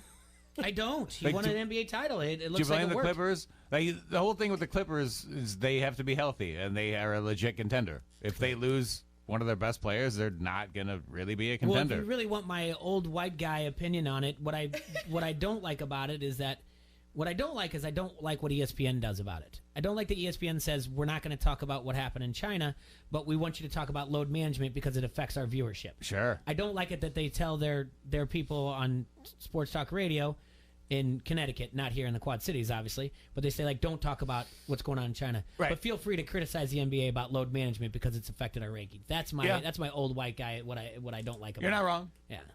The- It's more ESPN than NBA. The China thing's weird because the NBA is in trouble with that because they jacked up the salary cap so high because they had all this money coming in from China. They have to have that money from China, or teams are really going to start losing bad, like a lot of money. So they're kind of locked in, and it's not good. All right, a couple other things would be a play-in games for the playoffs. Basically, this is a little page from the NCAA tournament, and this would involve seeds 7 through 10 from each conference. 7th place would play 8th place winner, receiving the 7th seed, 9, 10, blah, blah, blah. But basically, if you really think about it, like last year, Sacramento and L.A., the Lakers, they were the 9th and 10th place teams. They would have had a chance to make the playoffs. In Minnesota, where they were in the 11th place, might have been a little bit more motivated to win the games. That's kind of interesting to have playing games. I don't think that's a problem. No, but but the knock is what? Everyone already makes playoffs. Right. With that, and like the question is, like if you're giving away a draft pick, let's say the winner of this tournament gets a first round pick. This is just for the playoffs, not the tournament that we're talking about, like the December one. I'm talking about the playing games for the tournament, the playoffs. Oh yeah, because yeah, already half of the league makes the playoffs. Right. Mm-hmm. Yeah. And then they're talking about having a play-in game. Does that? I mean, I guess that helps tanking a bit. Yeah, I guess so. Yeah. Because you're still gonna have your draft pick from where you finished, regardless of if you win that play-in game or not, right? Yep. Okay. Reseeding the Final Four. We understand that. What about seeding 1 through 16 throughout the NBA? I don't like it. Like the whole thing with the NBA is you get these teams that play each other in the playoffs like 2-3 years in a row. Like one team's a young team and they gotta like grow up and learn how to like the Bulls learning to be the Pistons. Right. Right? Or like as long as we're gonna go back to the 1990s. Or like let's do it. And this happens quite a bit, right? Or like Cleveland getting through the East, right? I mean, like showing that growth, like having to go through these teams, like Golden State going through San Antonio or whoever it is, you know what I mean? Like, oh, I see what you're saying. I get what you're saying. The hurdle, the last thing, how to get to what did we have to do to be the championship? What was the secret? If you listen to Bill Simmons' basketball, the Book of Basketball 2.0 podcast, they talk about the secret. How did the Pistons get over to the place where they could beat the Lakers finally? And what did the Bulls do to beat the Pistons? Right. And you have that whole domino effect. And if you're reseeding conferences, you don't have that every year. Right. I like that. That's a good point because you lose the rivalry and right. What made you in the off season work harder to get over to that guy? Sure. Yeah. See, I think the problem is they're changing something that it's not a problem right now. James, it's not broken at all. There's nothing wrong with this. The only gripe is that there's too many damn teams in the playoffs. Mm-hmm. That's it. The number of games isn't the problem. The load management is this new thing that they're doing. Whatever, can't stop it. But maybe look a little bit more sly about it. Don't just blatantly say we're sitting them for no reason because that's what's pissing off your fans. Right, but you don't have to. Like the NBA hasn't like the NFL. If the NFL played like 30 games, you'd have all sorts of questionable for back spasms, Sure. and then the guy just isn't going to play, and Right. they're going to leave it at that. It's just hide it from the public eye a little bit more. Which is that? Does that make you feel better? Yeah, it's going to make some people, not me, but it's going to make some people feel better. Why? If you're going to a game to watch LeBron play and you find out he's sitting, but you found out that he had an injury, oh, that sucks. But you find out But that then he was later sitting, you find out that injury was fake anyway. If Does you it find matter? out, Like, right. do you Right. feel better? If you don't know about it, if you don't find out that it was fake, you're going to feel better about it. I mean, I guess it's okay. If you agree to the lie you're being told, I guess that's good. Right. Right? That's what I'm saying. I'm with you. If you believe the lie, yeah, you're fine. Like, my feelings aren't so hurt. And that's the same way in every aspect of life. If Sure. you believe it, okay, fine. I just can't follow these injury reports. That's why will never be any type of success at DraftKings for NBA. Sure. Like I just night in, night out. like, oh, these guys look good. I You know really these gotta names. stay on it, yeah. I know these names, and they're like, oh, he's out. Like, oh, Yeah. all right. That guy's a wizard. Yeah, this guy's. You're a wizardary. That guy's special. All right, Coral. Yeah. Will you do me a favor? Yeah. Can I have one more of those delicious Sierra Nevada Of course. Celebration Fresh Hop IPAs? Tell us more about them before we have to go to break and bring in Vasco. First brewed in the winter of 1981, each year we use only the first fresh hops of the growing season to create this complex and robust ale.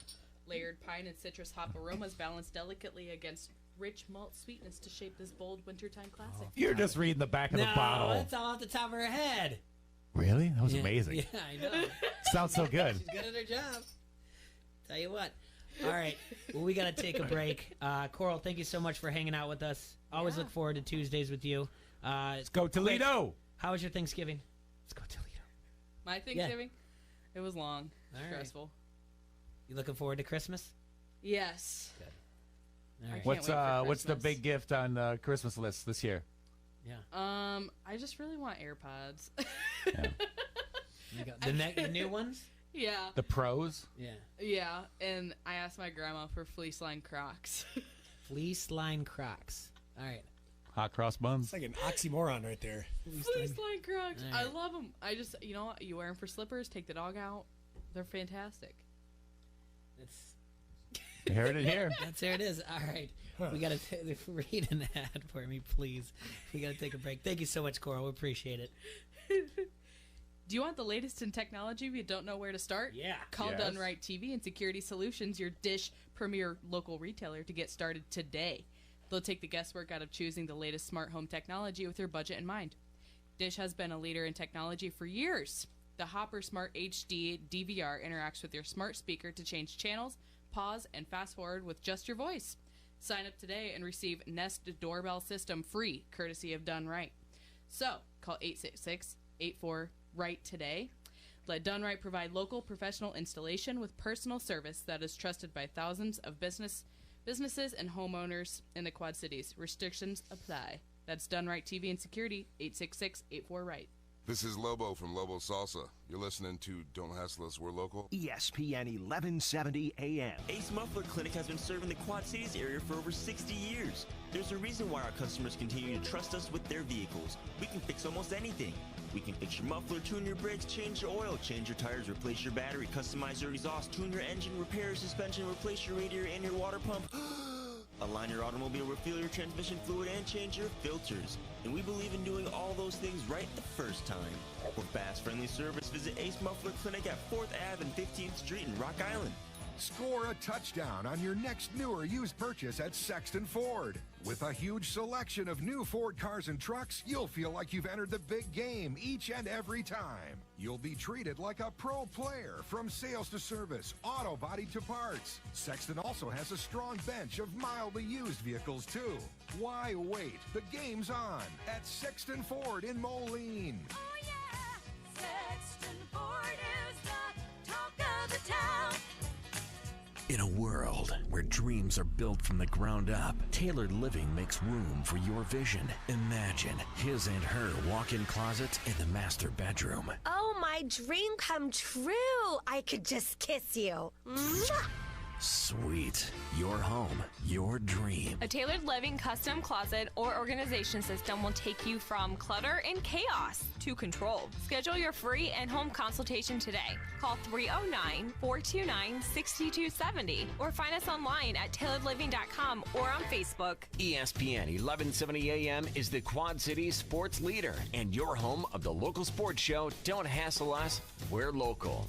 Listen for a chance to win everything from tickets to free food. Every time you win and pick up your prize at the ESPN 1170 AM Pepsi ticket window, we'll give you a free Pepsi for the road as well. It's like winning twice. Get more chances to win by downloading the ESPN 1170 AM app or by going to ESPN1170am.com. At Casey's, we're not just here for made-from-scratch dough, fresh pepperoni, hand-cut veggies, and melty 100% mozzarella cheese. We're here for game night. Here for online ordering. And here for victory celebrations. Now at Casey's, get 2 large single-topping pizzas for just $9.99 each. Casey's, here for handmade pizza, here for good. Restrictions apply. See store for details. Back by popular demand, Gobo Productions presents One Night of Queen. Since forming in 2002, Gary Mullen and the Works have performed to sellout audiences all over the world. And now they're back in the USA for a brand new tour. One Night of Queen is a spectacular live concert recreating the look, sound, and showmanship of arguably the greatest rock band of all time. You'll hear classic Queen numbers including We Will Rock You, Fat Bottom Girls, Another One Bites the Dust, Bohemian Rhapsody, and We Are the Champions. One Night of Queen, performed by Gary Mullen and the Works. This show will rock you. Coming to the TaxSlayer Center March 18th. Tickets are on sale now at the TaxSlayer Center box office and Ticketmaster.com. Presented by Town Square Media. From the Sheedy Family Chiropractic Studios, this is the Quad City Sports Leader, ESPN 1170 AM, KPOB, Davenport.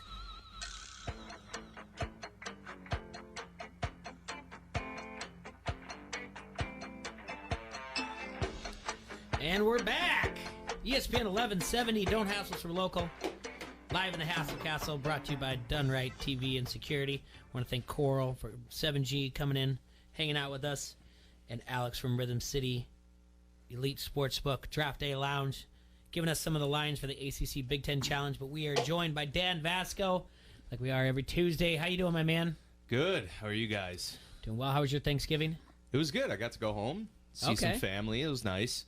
And then next day, went to DeKalb, covered Sterling Newman, winning that state title. So it was a good final day at Local 4, kind of cover that state championship. I haven't had one since I've been out here. So it's nice to get a local team winning that title. But, other than that, it's just, busy weekend of football, obviously. And, hey, Steelers got another dub, so I was happy about that. Yeah. Why are you happy about that? Because I'm a Steelers fan, man. They're going to go to the playoffs for sure. For what? You need that. You need a draft pick. What do you mean for sure? A draft pick that they don't have in the first round? They traded it for right. Micah Fitzpatrick. Micah Fitzpatrick. Yeah. So they're If just, anything, we'll just screw the Dolphins over. Yeah, you're just screwing the Dolphins over by doing this. The Dolphins have like 8 first-round picks. Exactly. They should be okay. And next year, too. Yeah. Or the following year, I should say. So, yeah. Yeah. Well... Yeah, every time I'm on this show, what do I say to you, Jay? I say, bring me Matt Randazzo. When you say no, I say, bring me Dan Vasco. And here we are, Danny Vasco in the house. Right. We talked a little bit about this yesterday. Freddie Kitchens. How did you not think that you were going to... Does he... Well, first off, I don't live in Cleveland. So I know I wouldn't recognize Freddie Kitchens if I saw him at Showcase Cinemas, and I don't even know if it's Showcase anymore. There's a lot of Freddie Kitchens in Cleveland, I would imagine. But he went... there's a lot of fat white guys in Cleveland, that's for certain. So a lot of people... But he went to the movies, and he had this shirt that said Pittsburgh started it. Yeah. And he's just like, I didn't think anyone would notice. He said he wore a jacket over it. So, like, he basically admitted that he knew it probably wasn't a good idea by trying to hide it. Yeah. But he said his daughter thought it was cool and wanted him to wear it. It's Well, like, they got it that's for when him you for be a the gift. adult and you're like, it's probably not good for the brand right now, you know? Yeah. We should probably just start winning some games. Freddie Kitchens got like 3 weeks left on this job. Let him enjoy it. Let him have fun with exactly. it. Just let him wear whatever shirt he He's wants. going out with a bang. Yeah, you just know? let it go. Does You anyone don't care? You don't think Freddie is going to be back? Why would he? Well, he's not going out on his own. Well, honestly, now it gives the Browns front office even more reason to be like, we can fire him now, and like, It's a good you know, point. we We have don't need that just unnecessary. one more thing we can say is the reason for it. What if- You know, because no one likes to fire their head coach 1 year after hiring him because it makes them admit that they made a mistake. But Well, you know, Arizona will draft back-to-back first-round quarterbacks. So yeah, they, for they're sure. like, we don't care. Hey, but They fired their coach, and they fired their coach after 1 year and got Cliff Kingsbury. well, the Arizona's Browns like, hey, have fired man. coaches after 1 year plenty of times. You know, What if like Ferentz just had a T-shirt of Keith Duncan blowing kisses to lacrosse. Like these are the things. Like, it's just Ferentz has the capital. He could really do that, and it would be amazing. People would lose their mind if Kirk showed up. But it's also like just a part. It's a part of the MO that everybody's scrubbing their Twitter of all the bad things they ever said about him. Finally, you would get all these ding dongs to stop saying French should be fired because you haven't won a national championship. It's 100% true. At Iowa. They would go back and take back every post. They would just scrub everything. Be like, "What? I never said anything no, he's about the best. 8-4. What are you talking about? Look at him." Hey, his son got into that Sunday night game because the Patriots center got hurt. Ferentz getting some playing time. Yeah, How about it? That's James. Yep. I saw a post, and I think it was by Rick Webster on Twitter, and he started speculating where coaches will be going at the vacancy. And he actually put Brian to Cincinnati. Really? Which I thought was interesting. Because if everyone's worried about them just passing it down to Brian at Iowa, the thing before that people say, I'd just like him to get some head coaching experience somewhere. That would be really interesting. Hey, that would be. That would be. Well, you'd like that a lot better than if they just hand it to him. I mean, again, talk about social media losing their minds.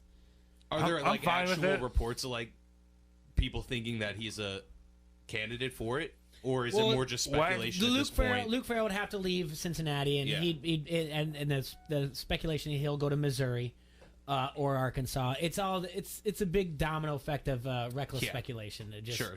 Are we talking about Cincinnati or the Bengals? No. The University of Cincinnati. Sorry. Not the Bearcats. Because I was going to ask, is the Bengals job a better job than being assistant coach at Iowa? I don't know that it is. I mean, it definitely pays more, but yeah. No, I'm sorry. I just should have prefaced with the University. Hey, you get Ryan Finley. Nice. All right. Let's make magic. You get a broken franchise with a terrible front office. You get AJ Green for 3 games. No, you don't. He's not coming back. He's not coming for that. He's always said though he'll never play for another team. He said that for several years. He's one of those guys. He's Larry Fitzgerald, man. Only I'm not as good, but he has that mentality. Yeah, so I think he'll be a Bengal for life until his kid says he doesn't want to go to his game because he's embarrassed for the team, and then he's going to do the whole thing. So AJ Green retires at the end of the season. Probably because he's not coming back. He has had a lot of injuries, man. He's had a lot of injuries over the years. And I mean, where are they going with? They're not going to have another quarterback for a few years at the least. So, what's his why stay? We had an interesting phone call yesterday from Brown's backer, and he talked about how the Cincinnati versus the Jets was a lock, and that it wasn't just benching the Red Rocket; like they were sitting him to make sure he's healthy because they knew on their schedule this is the game that they were going to get off the donut for the wins. Yeah. And that was really interesting to think about it. Like, and I mean, he's galvanized, obviously. You're sitting with the room of assistant coach. You're like, where are we going to get that W? And then they're looking down the schedule. Like, we need to make sure Dalton's healthy for this Jets game. Finley? Let's not risk him. You're a guy. You don't want to throw him out there and risk it. And someone pointed out, too, they're like, they don't need to embrace the tank because every other team's got 3 wins at this point, so they can get one, Let's go out there. Let's beat the Jets, get that 1 win, and get the monkey off the back and the Dolphins go back to the Dolphins just blew this whole thing. Yeah, they did. What are you doing? Redskins too. Yeah. But I think the Giants as well. I didn't realize that they still only have 2 wins. Yeah, they're that bad. That's insane. Yeah. That's insane. But they found their answer at quarterback. Yeah, they did.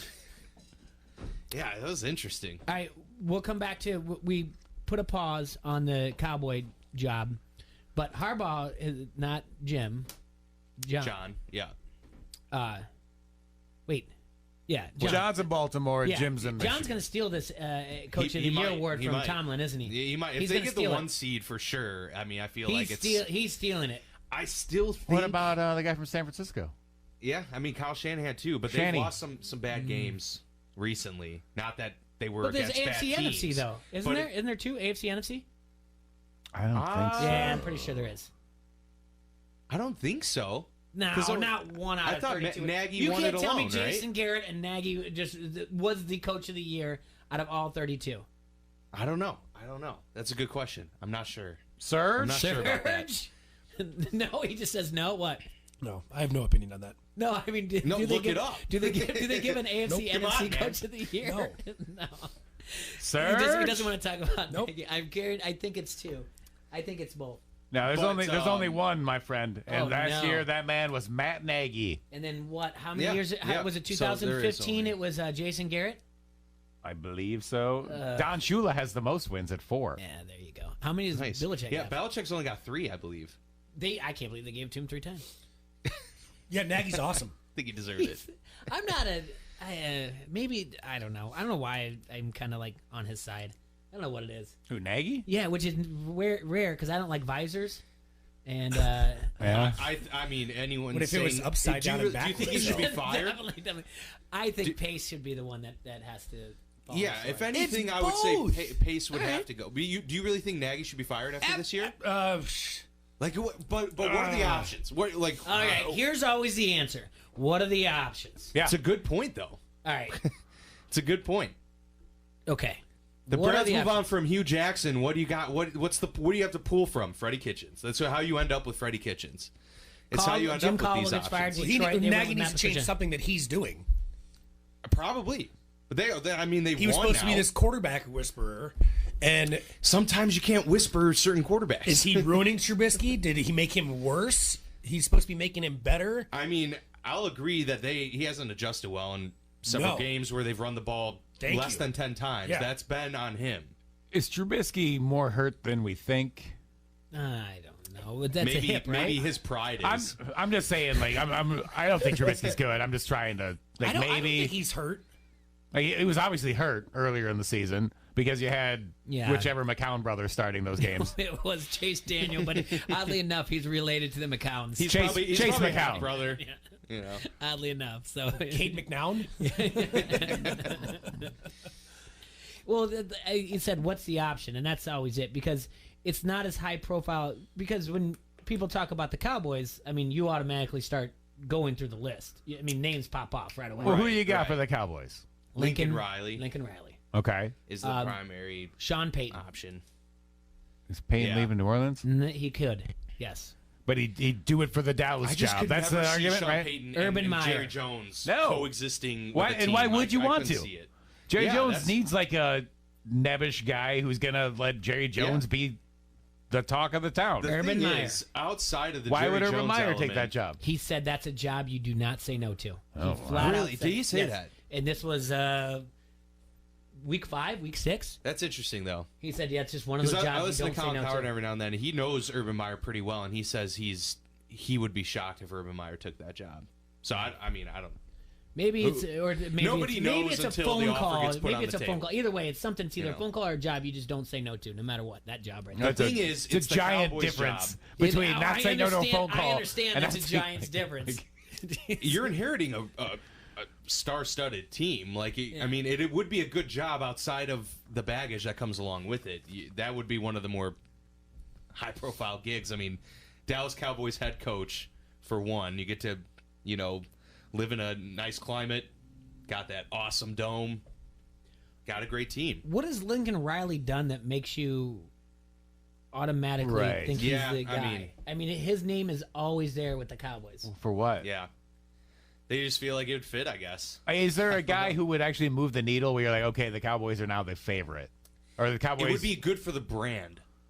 It would be a Jerry Jones move, like hiring Lincoln Riley. But he doesn't do would that. boost the brand. He gets the guy who he can basically dominate and be more important than. Yeah, but he also cares about making money, and the brand is all that matters in a lot of What, the respects, Cowboys you are know. struggling making money? No, but if you know anything about people that make money, they always want to make more. Yeah. So, I mean, he's always about improving the brand. I mean, I know he always says it's about winning a Super Bowl, but look, man, they haven't been back in a long time, and they've been fine, Right. money wise, Yeah. certainly. But yeah, no, I think it definitely matters. I wouldn't go to a place where the first guy to talk to at the podium is the owner. And not only It's like that, if you're the but head coach, you want to take control of your team, and how are you able to have control? not only that, but every offseason, no matter how good your team is, your owner's out there going, "Well, we should win the Super Bowl this year." You're right, Like he right. just puts unreal expectations on them And then every saying single things year. like, oh, we got outcoached. Yeah. Like, oh, jeez. Right. Like, all right, now I got to address that. Doesn't put a coach in a good spot. It does not. Yeah, I don't know what other names are. I mean, what falls under the? I mean, people keep throwing out Jim Harbaugh. Not necessarily for that job, but to come back in the NFL In general. particular. There's obviously guys like Steve Wilkes, who was head coach last year. Now he's a coordinator. Come back, get another any shot college at coaches? it. Any college coaches right now? Jay Gruden, still there. Yeah, I don't know. Oh, did you guys see Matt Campbell? Did you guys already talk about that? Matt Campbell extended his contract through 2025. When? Today? Today. Yep. He is an Iowa State Cyclone. He said they're going to be out in the recruiting tour, and he wants the recruits to know that he's committed to the university. I think that's cool, man. Like, It good is. for him. I And did good not for see Iowa that State. coming. I didn't see it coming either. I thought for sure he would be off to like USC or something. Yeah, FSU. I know a lot of people are talking Yeah. about. Arkansas was another one, but there he is. He'll be in Ames for 6 more years at least. Interesting choice. Gonna have to win some big games. That's for sure. Just looking this up real quick, going back to Urban Meyer on Colin Cowherd's show, he said that, he said it's the one job any coach would have to consider. Yeah. So he said Considers a far cry from. Yeah, exactly. It's a job you can't say no to. How about if what Colin Cowherd says, like he's not going to take a coaching job, but he's like, you have to take that phone call. He's like, yes, sorry. He said, is that the one job? If it'd be open to take, he said, if would you be open to taking the job that the Cowboys called? And he said, absolutely. That one, yes.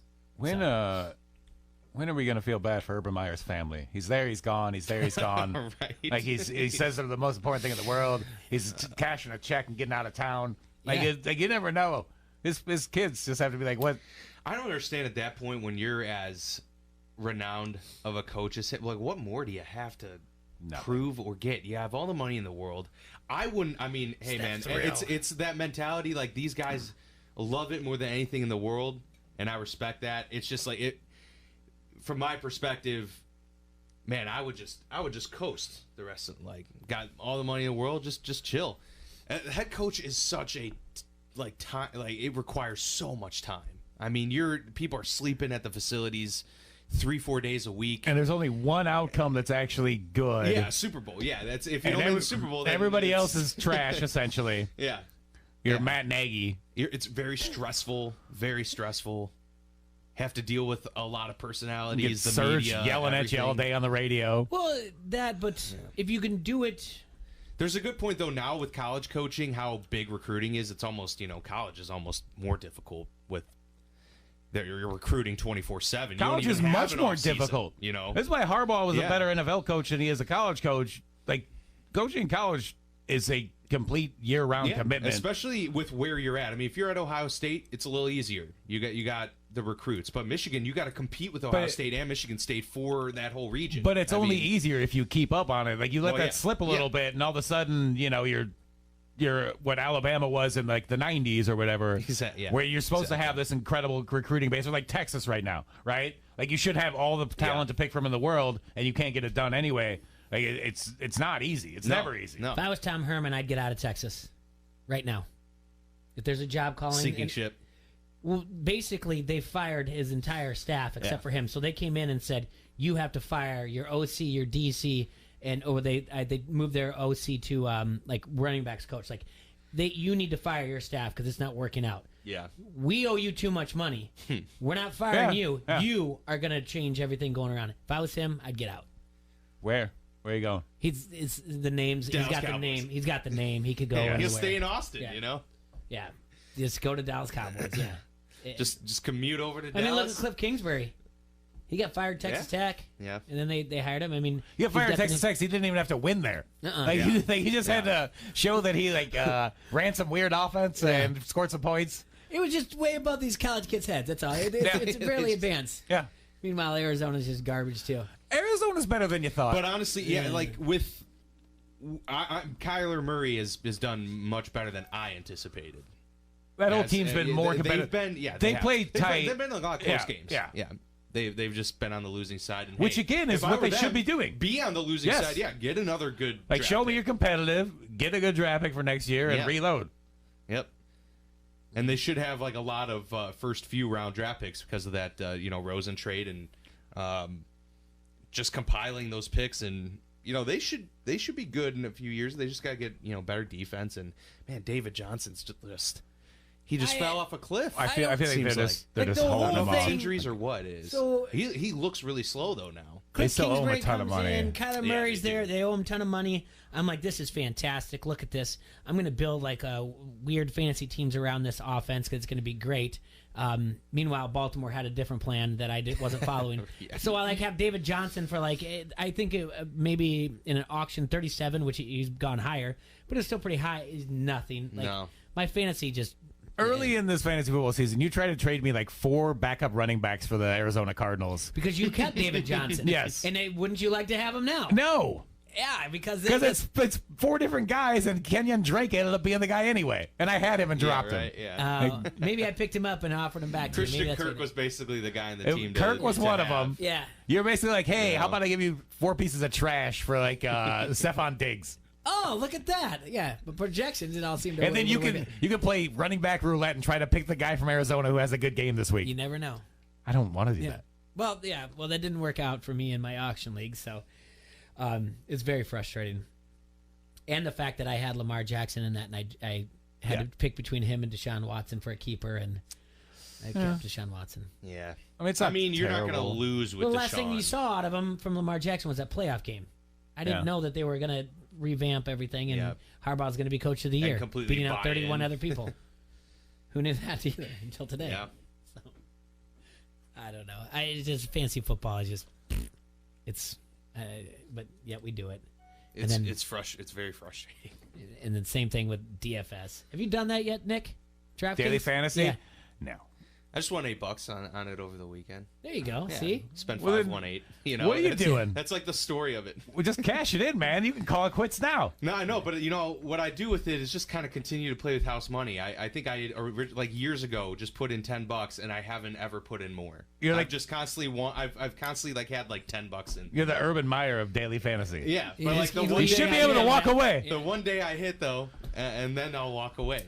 But Should you just get in random like contests, or you don't get in the big yeah, ones? just pick like the $3, $2 contests. Do a couple of them, and But you don't get in the one where there's like multiple like millions of dollars type of thing. No, because those usually cost you to Yeah. get into those. You got to pay like $25 or whatever, and I'm Who just are not willing these to people? put that much money on Who are one these people that do one this? matchup.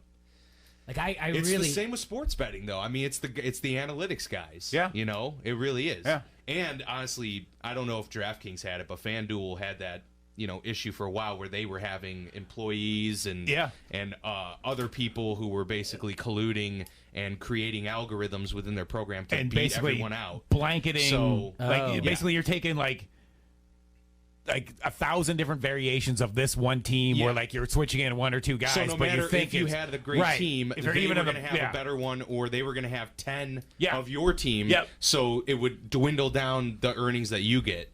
Oh, Because that- if you have 30 people all tied for first, then obviously the winnings are split between that. So they would have all these bots. that whole thing I gamed within But- like 6 Yeah, months. yeah. Like, it just there was no chance. So All it's right. it's a dicey situation. Let's take a break. Come back. We'll look at the All Big Ten Conference team and individual awards that are going to be announced. I'll give you my prediction who I think is going to win, and then we'll talk a little bit more about some of the games tonight. Attention pizza lovers, we have exciting news for you. Vance Pizza is now in the Premier City. Vance Pizza and More on the Go has just opened near the TBK Plex at the corners of Middle and Forest Grove Roads.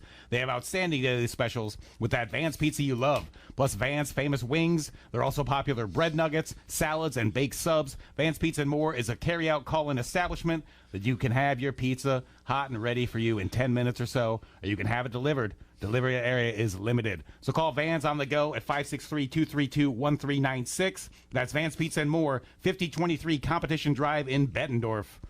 This is Merrick Brave from SCW Pro, and you are listening to Don't Hassle Us, We're Local. ESPN 1170 AM. Ace Muffler Clinic has been serving the Quad Cities area for over 60 years. There's a reason why our customers continue to trust us with their vehicles. We can fix almost anything.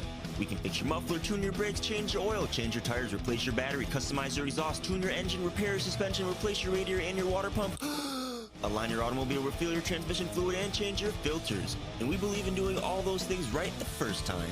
For fast, friendly service, visit Ace Muffler Clinic at 4th Ave and 15th Street in Rock Island. In business, is it better to build your way to growth or buy your way? First Midwest Bank has ideas. It's a critical decision.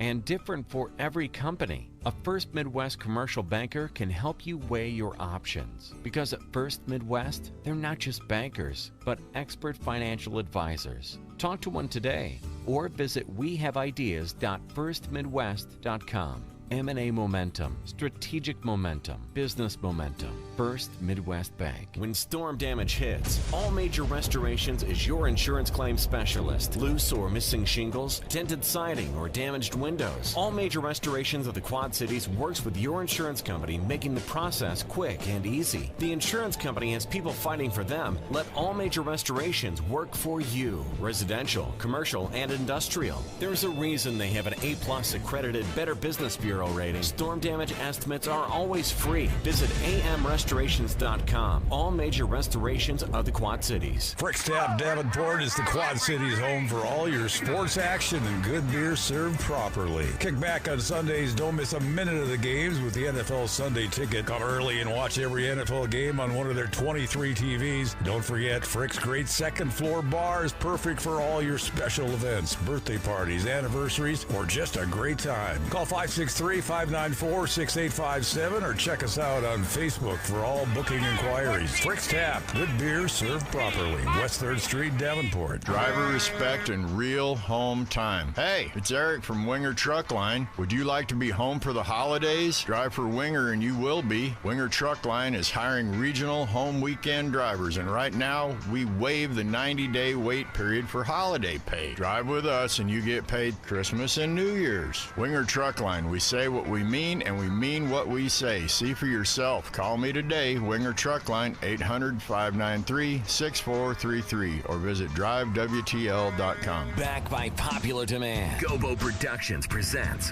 One Night of Queen. Since forming in 2002, Gary Mullen and the Works have performed to sellout audiences all over the world.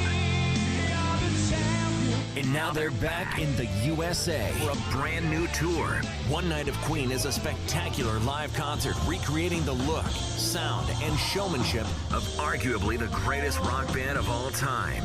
You'll hear classic Queen numbers including We Will Rock You, Fat Bottom Girls, Another One Bites the Dust, Bohemian Rhapsody, and We Are the Champions. One Night of Queen, performed by Gary Mullen and the Works. This show will rock you. Coming to the TaxSlayer Center March 18th. Tickets are on sale now at the TaxSlayer Center box office and Ticketmaster.com. Presented by Town Square Media. Not the same old song and dance. New and different every day. Don't hassle us. We're local. Noon till 2 on the Quad Cities sports leader, ESPN 1170 AM.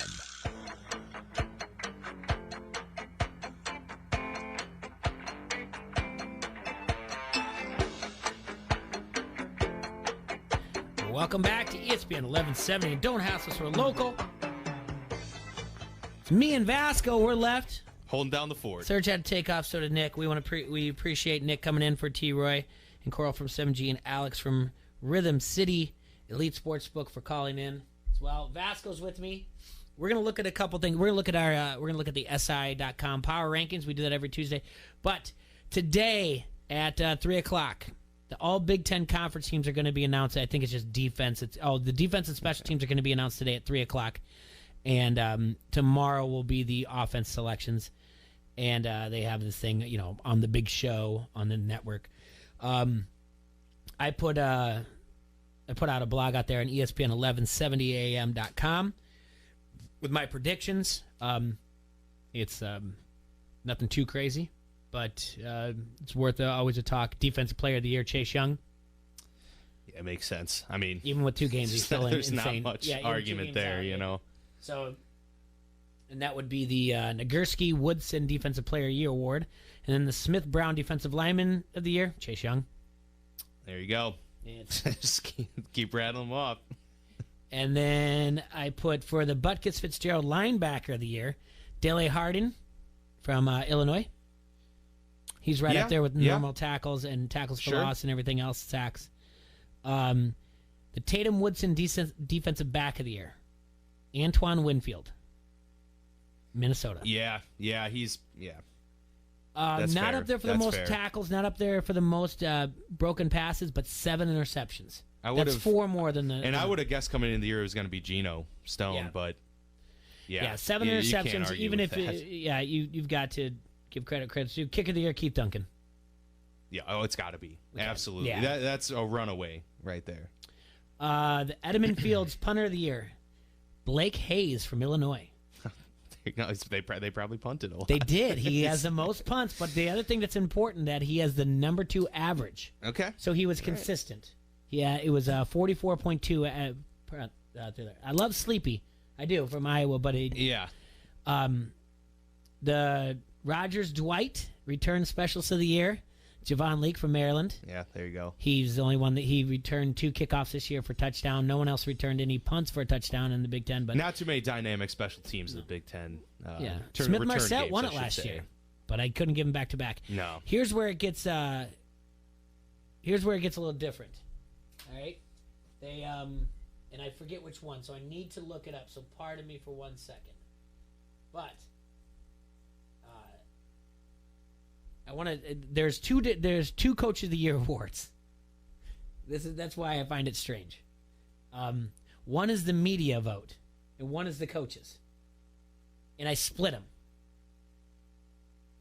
All right, so the Hayes Schembechler Award for Coach of the Year is the coaches' vote, and I gave it to PJ Fleck. Oh yeah. The Dave McClain Coach of the Year is the media vote. I gave it to Ryan Day, Ohio State. Okay. If Chris didn't didn't make the cut, huh? Who? Paul Christ.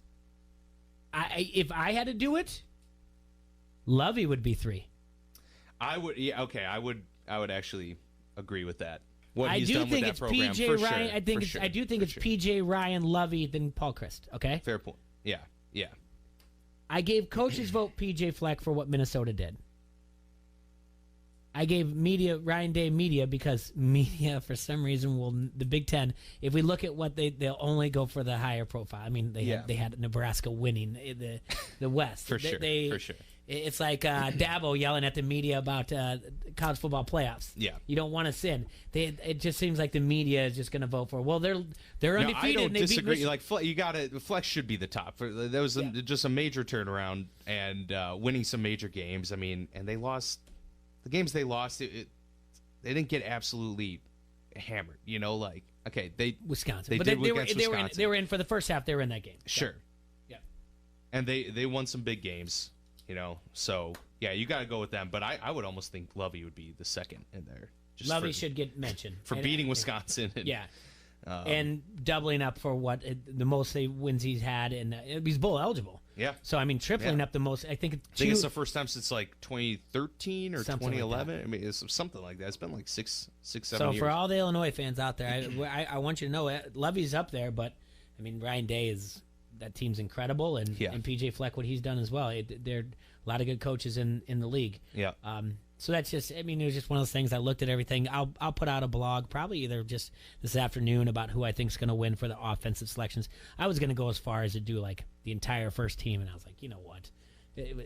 What's someone going to do? Yell at me and be like, "How dare you that he's a second team tackle?" Yeah. You know? I mean, everyone's got their own opinions. Yeah. You know, all these are named obviously for somebody. The tough one that's going to probably be for me would be Thompson Randall, L freshman of the year, to come up with, but for the offense, but. They're all named for multiple. If we were just talking about Iowa, then it would be Tyler Goodson for sure. But he might be up there, but he just didn't get enough love early in the season. If he did, he probably would be the top candidate for that. Yeah. But. All right, so we have to minus T-Roy, but we still got to do it. We got to look at the SI. The SI.com power rankings. It's always fun because we get to do it every Tuesday. And what's really fun about this is that how consistent SI.com has been about keeping the number of people who vote. I believe this is the third week in a row now that they've only had 8. We've had anywhere from 16 to 12 to 8 and even down to 6. But this is the third week in a row that 8 people have voted. They found their sweet spot. That's right. 8 is great. At number 1. And they were previously number 1 is the Baltimore Ravens, 10-2. Yeah. Cannot argue with that. I can argue with that one person out of 7 did not give him a number 1. They gave him as low as number 3. These people 3? need to own. They need to own what. They need to own their vote. All right. So, I mean, right now, I don't know what they're watching because it isn't just everybody in love with Lamar Jackson. Like, Yeah. It doesn't. So at number 2. I would have the Seattle Seahawks. That's a great point because they have beaten the number 2 team. It's the San Francisco 49ers. They were previously ranked 2. They stayed there. One voter did put him as low as 5. Then at 3 is the Seattle Seahawks. They moved up 1 from 4. They got the 1 vote. The one who did not vote them did not vote. The Ravens at 3 gave them the Seattle Seahawks the 1. Okay. And there could be an argument there of that, a 10 and 2. Sure. So you can see why they put him at 3. So Yeah. they put Seahawks, San Francisco. They're probably West Coast biased. Yeah. I just think Seattle's going to win that division. I think they're going to take it. Interesting. So that is a very... Winning that division over San Francisco is vanilla ice cream beating out every other ice cream. That's for sure. It's like, all right. That's for sure. Like, yep, Russell Wilson did it again. All right, the other 10 and 2 team, the last 10 and 2 team, New England. Yeah. Someone did give them 9th place. One voter did. God, just because they played bad one game, I just think there's a big trouble, and not to just their harp offense has a lot of issues. They really do. Not to harp on too much or even piggyback too much on it, but yesterday, and I said this on the show, I was telling you, Dan Orlovsky from ESPN broke down their communication about how bad it is. Basically, where they had Philip Dorsett, and Brady giving him the hand signal, which is pump, shotgun. You do the gun, but it's pump and go. And he didn't. And then he went on the sidelines and he said, "Now I want you to read the lips." He's talking to Josh McDaniels, and they're on the iPad showing things like, "I gave them motion. This is the signal." He sees the defense that he wants. And then he looks down again and finally looks up and he goes, "I can't do it. I'm done with him. I don't trust him." And that's a huge deal. Yeah. And to be able, and I was like, that is it. That was the breakdown. Usually that Get Up show is all over the place, and I'm like, I can't even handle this anymore. But that was the one where I was like, that was really good. For sure. Number 5, Kansas City. I was gonna say they'd be right there. Yep. Number 6, Green Bay, New Orleans Saints. Oh, how did I forget about New Orleans? Because New Orleans is forgetting about New Orleans. To be honest with you, I mean, I would actually put them ahead of Kansas City. Yeah, I mean they beat Atlanta, but Atlanta's that team that for 2 weeks you're like, oh my gosh, look at Atlanta, and then they went back to normal. Talk about how many teams could Carolina get got beat 3 by consecutive Washington. onside kicks and still lose the game. Just got beat by Washington. Carolina at home. That was I don't know. Yeah. All right, tied for 7th. Oh, we got a tie here, huh? Yeah. Green Bay Packers and the Minnesota Vikings. That number about the Minnesota Vikings, I said this at the beginning of the show. 0-8 with Kirk Cousins primetime games. That's the worst record in NFL history, by the way. 15-1 primetime in their last 16 games on the road outdoors. Oh. And you have to do that in the playoffs. Oh, for sure. That's a bad For sure. That's a bad number. And they had a shot to win that, Yeah. They really did. And that interception last night wasn't his fault, but Kirk actually played a pretty good game. It wasn't bad at all, but they're going to blame somebody. And then right. you are as a quarterback. I mean, Dalvin Cook fumbling in a key moment was huge. You get the W's and L's from as a quarterback. At number 9. So was it you said Minnesota and Green Bay are tied for 7th? Yeah, okay. tied for 7th. Gotcha. Get your early 90s starter jackets ready. The Buffalo Bills at 9-3. Go. Yeah. They're good, man. They are a good team. They're a good team. They're well-rounded. It's enough that you got to take notice, I goof around about the Allens, the number of Allens in the NFL, but Josh Allen's numbers are not bad. No. And he's a legitimate threat on the ground, which obviously provides a whole new element for defenses to plan against. And he's a big guy. Looks like he can, take some hits, and he can make some. I mean, he's got a big arm. So at number 10 is the Houston Texans. Previously ranked number 10. Yep, big win. At number 11, in Tennessee. There you go. The Tennessee Titans at 7-5. They move up from previously ranked tied at 13. Ryan Tannehill, he just wins. That's what it is. Yeah. Nothing big. I mean, 17 games, to 22, man. 182 yards, 2 TDs. But then again, then you have Derrick Henry, 149 yards and 26 carries. Number 12, Workhorse. the Are they Los putting Angeles Rams. I don't know about that. I don't know either. 424 yards out of Jared Goff, though. The Rams not going anywhere. They're not going to make the playoffs. So, I mean, they're in the toughest division right now, so that's not going to happen. What are they putting the Cowboys now at 13? they absolutely put the Cowboys at 13.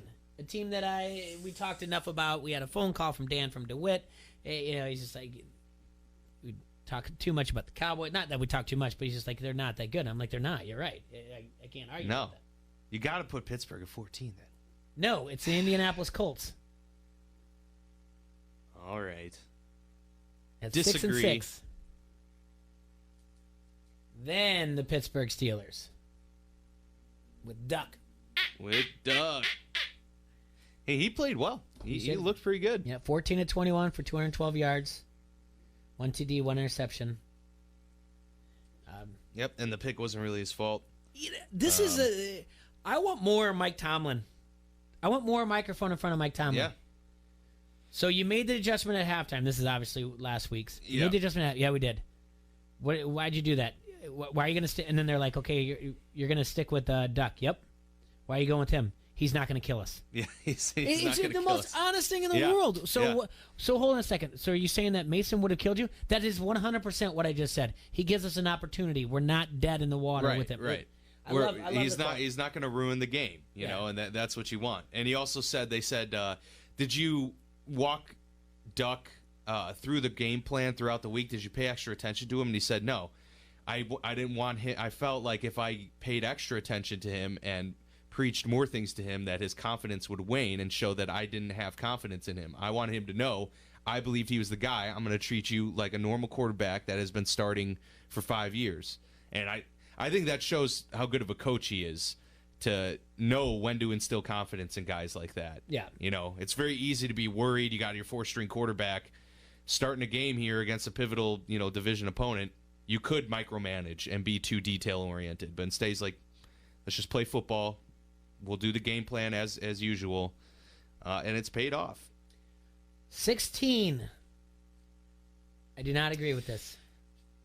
The Philadelphia Eagles. Ooh, they have not looked good. That's how bad That's the a half bad of the loss. that's how bad the half of the NFL just drops off. From Right. here on out, you can just throw darts and whatever, Yeah. it'd be at a carnival and balloons, and you can just throw a dart, whatever pops in, you can just put them in any order here. 'Cause Exactly. now it's Plug and 17. play. Now they got the Oakland Raiders, who Oakland. haven't done anything in 2 weeks. Yeah.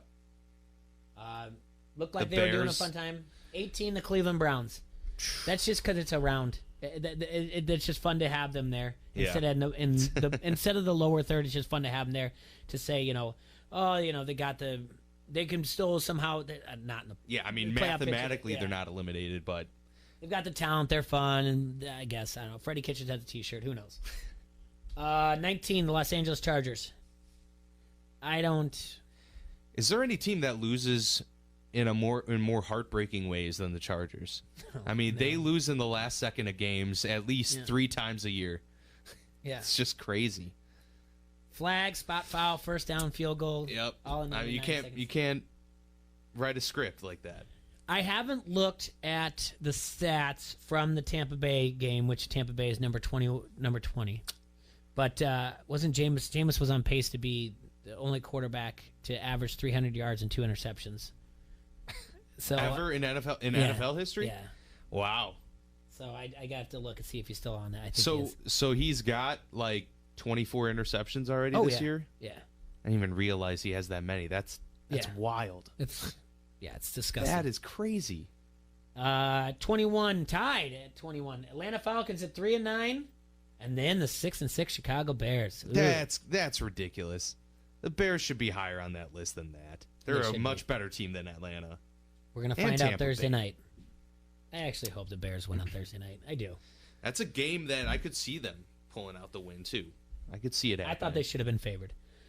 23, the Carolina Panthers. And that, too, is strange. I feel like they're better, but they're honestly that one team that I can't figure out. And then wrapping up, the Broncos at 24, the Jets at 25, the Cardinals at 26, the Jags at 27, Dolphins at 28, Redskins at 29, Lions at 30, Bengals at 31, the New York Giants, the 2-10 at 32. All right, I want to thank everyone today. Vasco, thank you for coming in. We've got to go. I almost ran out of time. You guys have a hassle-free weekend, a hassle-free Tuesday. We'll see you tomorrow. Thanks, everybody. Sports leader, ESPN 1170 AM, KBOB, Davenport.